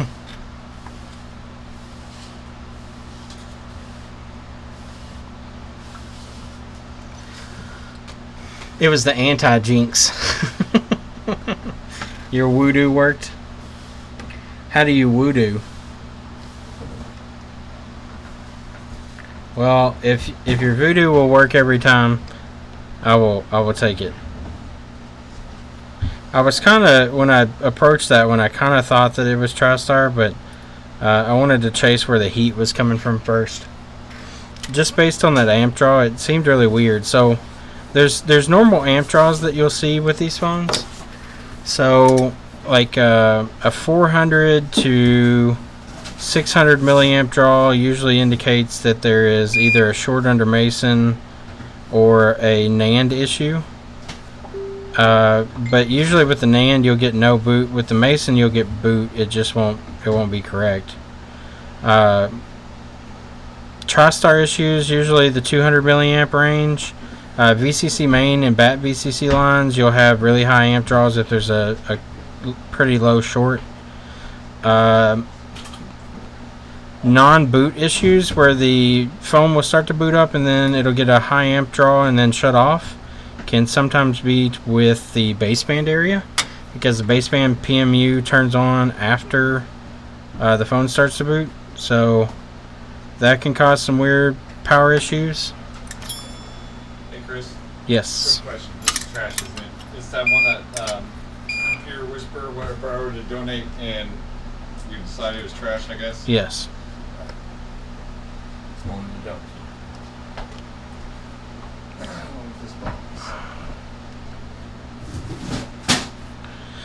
Some other voltages to look for. 80 milliamp draw is a I2C line issue.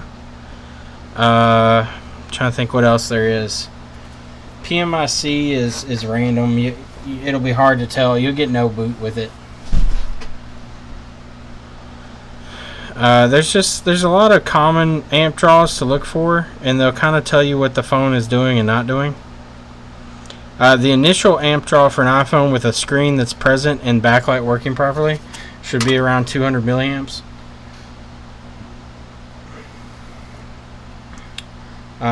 Booting without a screen, it'll be a little lower, like 140, 160 milliamps. You can also have VCC main shorts that are on the backlight line. The VCC main will not read as short, but whenever you turn on the phone, it will be, and that's because the backlight diode kind of separates those lines from each other, and it creates a short whenever the IC tries to work. So be aware of those too. Those can cause non-boot issues. Larry Johnson just did one the other day that was like that. I've done one for Lauren sent one in that was like that. He couldn't figure it out, and turned out to be the backlight had a short on the output cap and was shorting VCC main whenever you're trying to turn the phone on. So there's a lot of things that you can look for, the commonalities and things that the phones will do that can give you a hint of what's going on. I need some more solder.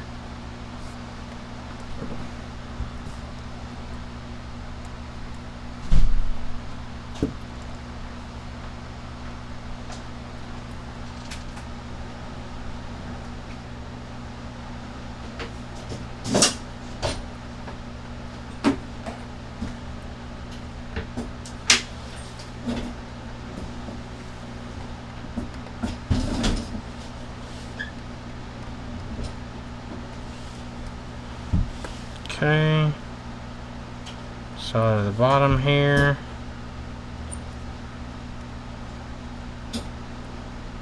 Solder those and those. Alright. Now we can plug our antenna back in. We'll put our sticker back on.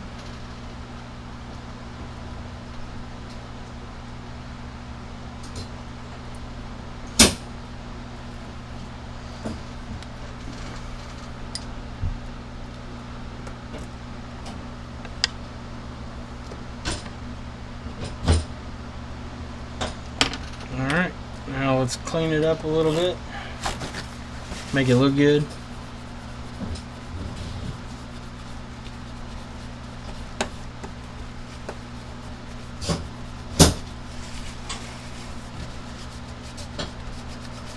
Okay. We'll pop this one back in its frame and move on to the next one. Probably be the last one for the day. The next ones, I believe, are probably just TriStar. TriStar or Tigris. So it should be fairly straightforward on fixing.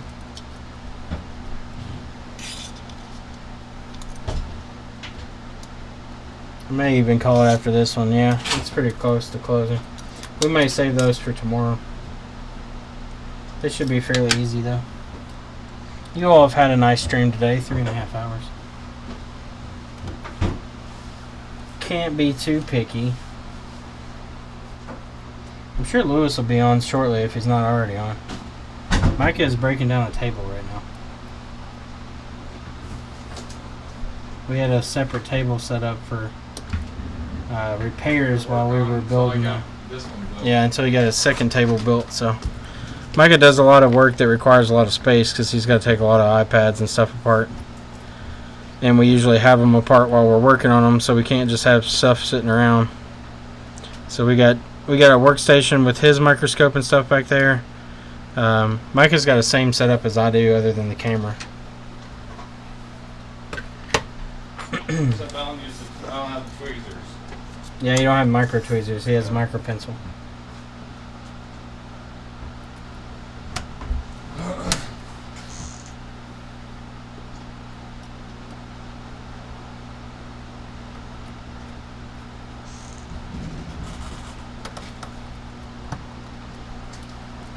Drop test cam, 100% more subscriptions. Prescriptions.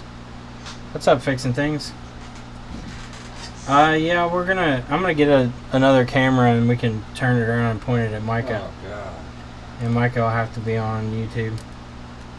We'll have to ask his consent though. If he doesn't consent, we'll have to figure out how to blur his face out. Or I'll paint the wall in the back lime green, and then we'll do a green screen behind Micah. Make it look like he's in a crash test area. The proto man, or not the proto, but the, you know what I'm talking about, the green suits or whatever. Yeah. We'll put Micah on like Jurassic Park and shit. We'll have T-Rex behind him every now and then.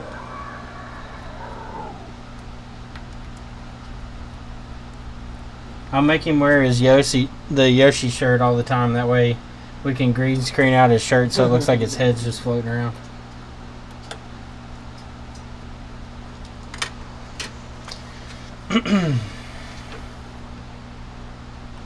Oh, that's right. Lewis did go on vacation. Shit. Never mind. You only getting a stream from him.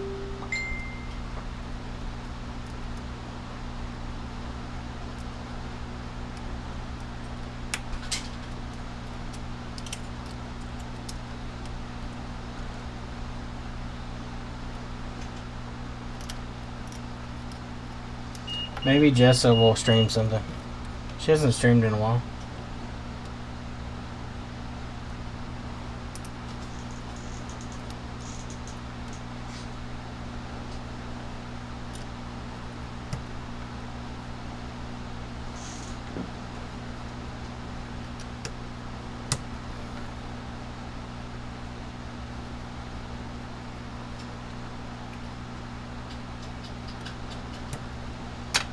Okay, all the screws back in, hook up our battery cover here. Battery's plugged in.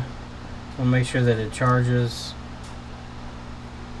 I mean, I suspect it will. I don't see why it wouldn't, but we'll make sure.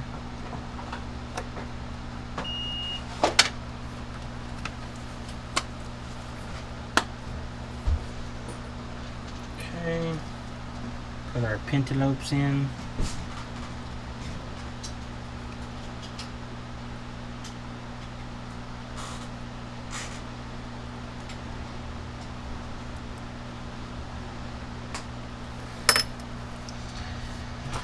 Alright.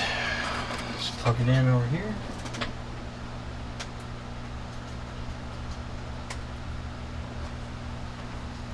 We get a green light on our charger here.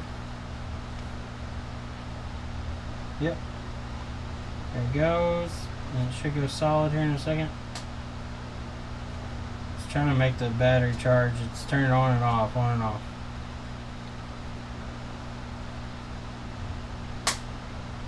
Come on, charge for me. May have to hook it up to the DC power supply. It may not like booting the battery from this dead state. It's flashing slower. Must be bumping the battery every time to see if it'll take charge. We're just going to skip that process and go straight to this one. Yeah, so it's bumping the battery right now. The battery's really dead. So what it's acting like right now is the battery is so dead that it's just bumping the battery to see if it'll take charge. It'll do this for a minute and then it should bump up to about an amp. As long as the battery's good.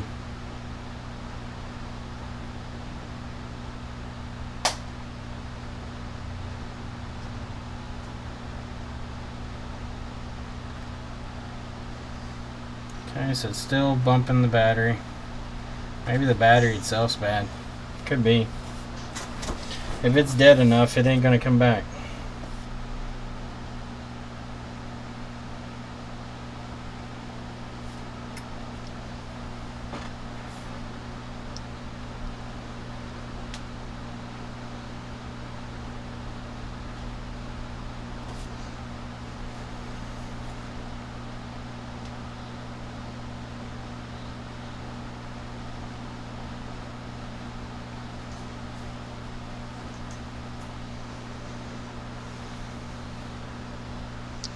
What if it charges the battery but still no power? What do you mean? Like the phone won't turn on? It's already turned on, so I suspect that it will. I mean, I booted the phone from the battery port. All right, it's starting to bump up a little higher now. Let's see if it'll go into charging mode. It kicked up to 10 milliamps that time.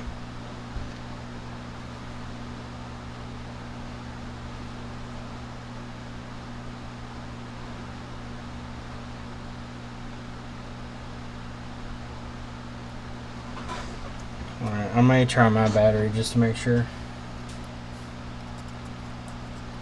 This battery could have been damaged if it was drawn low enough.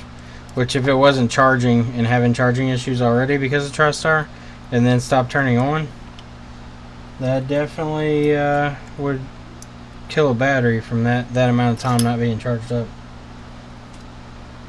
So I'm going to open it up. Watch, while I'm opening it, it'll start charging the battery, I'm sure. And so it's still bumping the battery right now.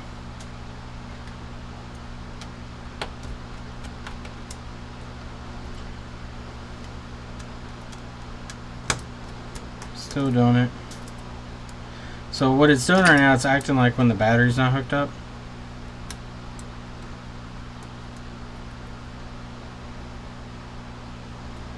Alright, so I'm going to plug in my battery. And if my battery charges, then we know their battery's bad. We'll write that on the notes.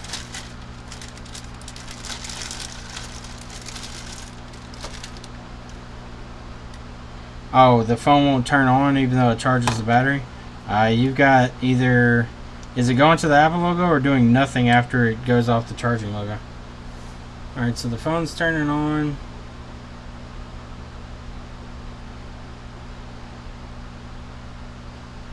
With my battery plugged in, it's pulling about 500 milliamps right now, which is normal because this battery's got a lot of charge on it.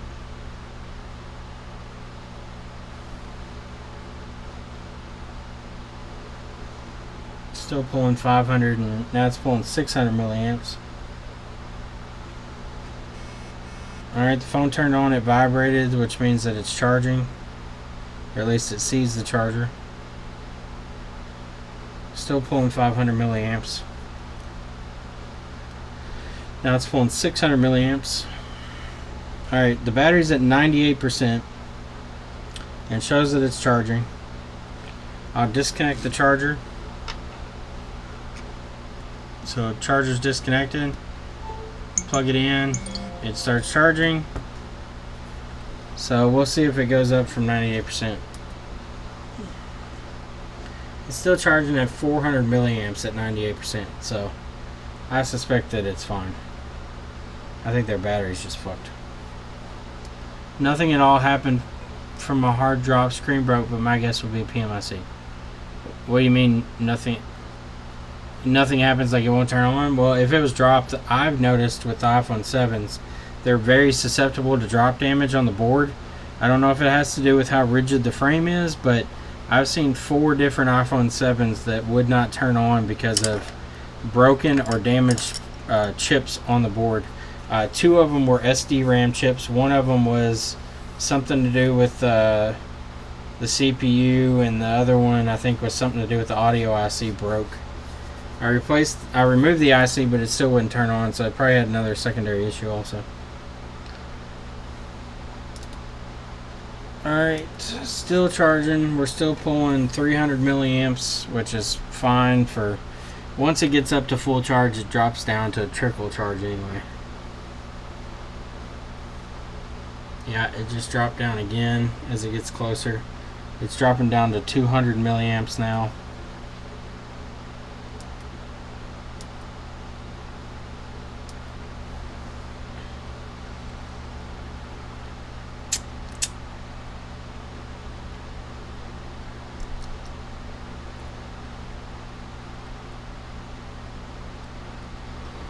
So it's bouncing between 240 milliamps and 300 milliamps.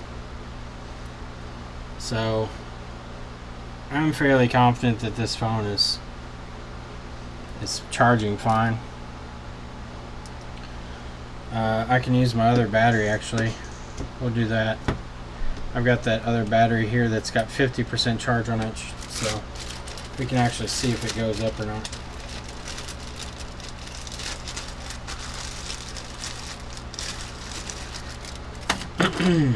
Alright, let me plug in this iFixit battery. The other battery I use is out of a parts iPhone 6 Plus that we had. It's got a good cell in it, so I use it for testing.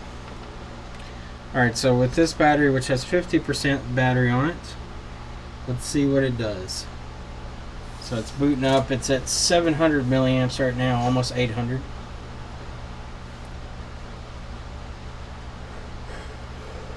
The last phone we tested, this battery pulled between 700 to 800 milliamps, almost 900.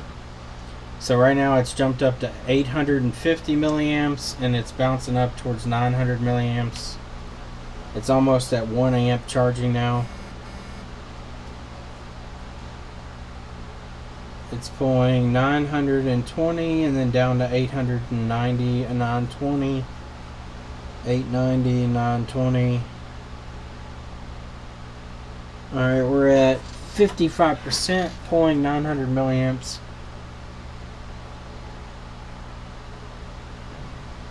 So we'll see if it goes up to 56%. I suspect it will.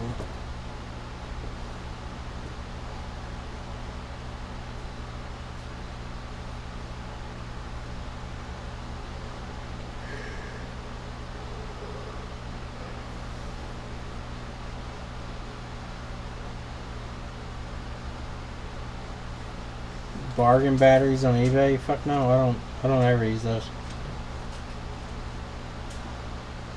The only two batteries we've ever used are either Mobile Centrics, which are decent, or iFixit.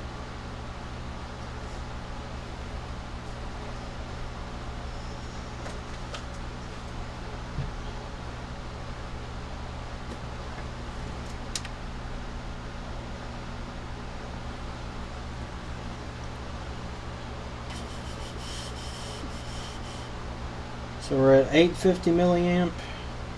Do I work on the weekend? Yeah, I work at the flea market. We have a flea market on the other end of town that we go out and work at. Still at 55%. Still pulling 800 milliamps. So what was wrong with the 6 Plus? It wouldn't turn on, and it was pulling a constant 200 milliamp draw. And it was causing PMIC to get hot. And it was a bad TriStar chip.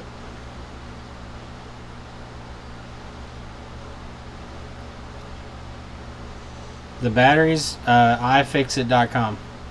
Sign up for a business account and spend some money with them.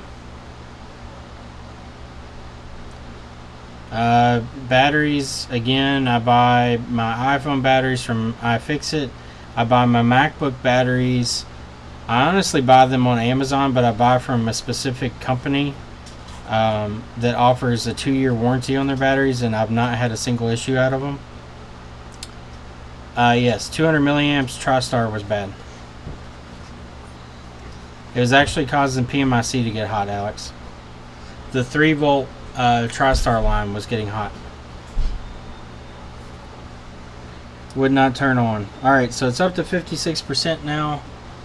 So we know it's charging, so their battery is probably shot. So I will make note of that on the notes when it goes back to them.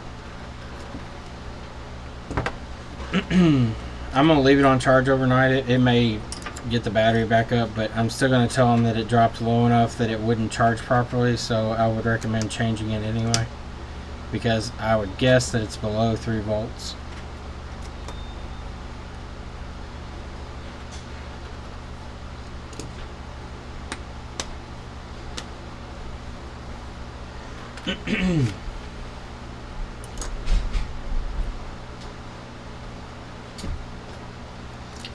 Yeah, Alex, this is the first one I've seen where PMIC was getting hot from TriStar being bad.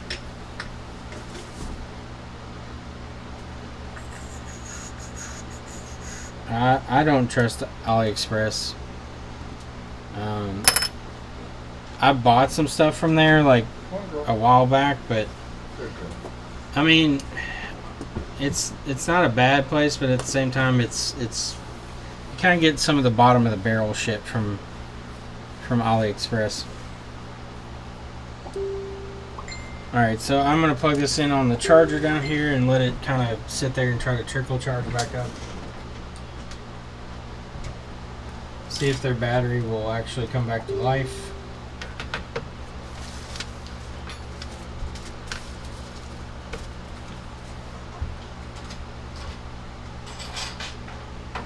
It may come back to life. I've seen them come back. But.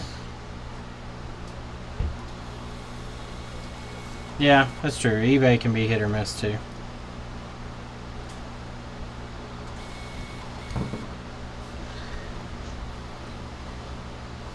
Ugh, shitty day, Micah. Shitty day. What have you done to us, Micah? Here's that S5 board. Did Jerry get all their info off? Yeah. Yeah, that's the thing. Like with eBay, PayPal fucking will guard your ass though. So if somebody fucks you over, you can get that money back. But AliExpress, you can't fucking do shit to some of those people. I won't fucking do it unless they accept PayPal. Because PayPal at least will cover you.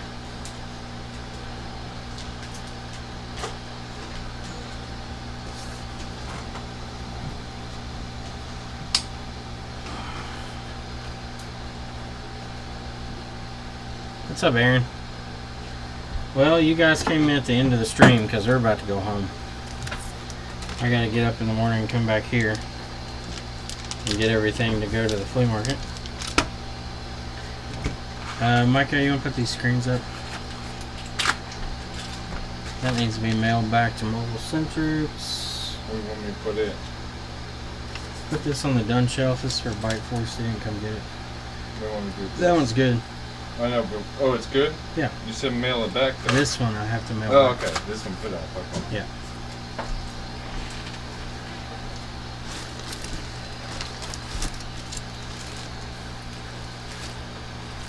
Yeah, I mean, as hit or miss as eBay can be sometimes, at least you have protection with PayPal. So even if you get a bad part, you can still send that shit back and get refunded. Dealing direct with China, I've seen a lot of horror stories where people have had problems with getting RMAs covered and stuff like that, and I'm not dealing with that shit. I'll pay extra to buy it in the States and have some coverage. Very rarely do I buy. I'll buy through the direct sellers on Facebook. I've not had an issue with them, and they take PayPal. So, all right. So let's turn all this shit off. And I appreciate everyone watching. But I am going to go home and enjoy the rest of my day. And maybe Jessa will stream here later. Alex needs to get his shit set up so he can do some streaming. But thank you all for watching. And again, if you want any of my tools or any of the stuff I use, I have them linked below. Just click on the links. Most of them should be available. If you don't want to buy that particular item, you can search from the page that brings up, and I will be using any funds that we get to buy more equipment to do more shit on the stream. So I appreciate you all watching. You all have a good night, and I will see you all later.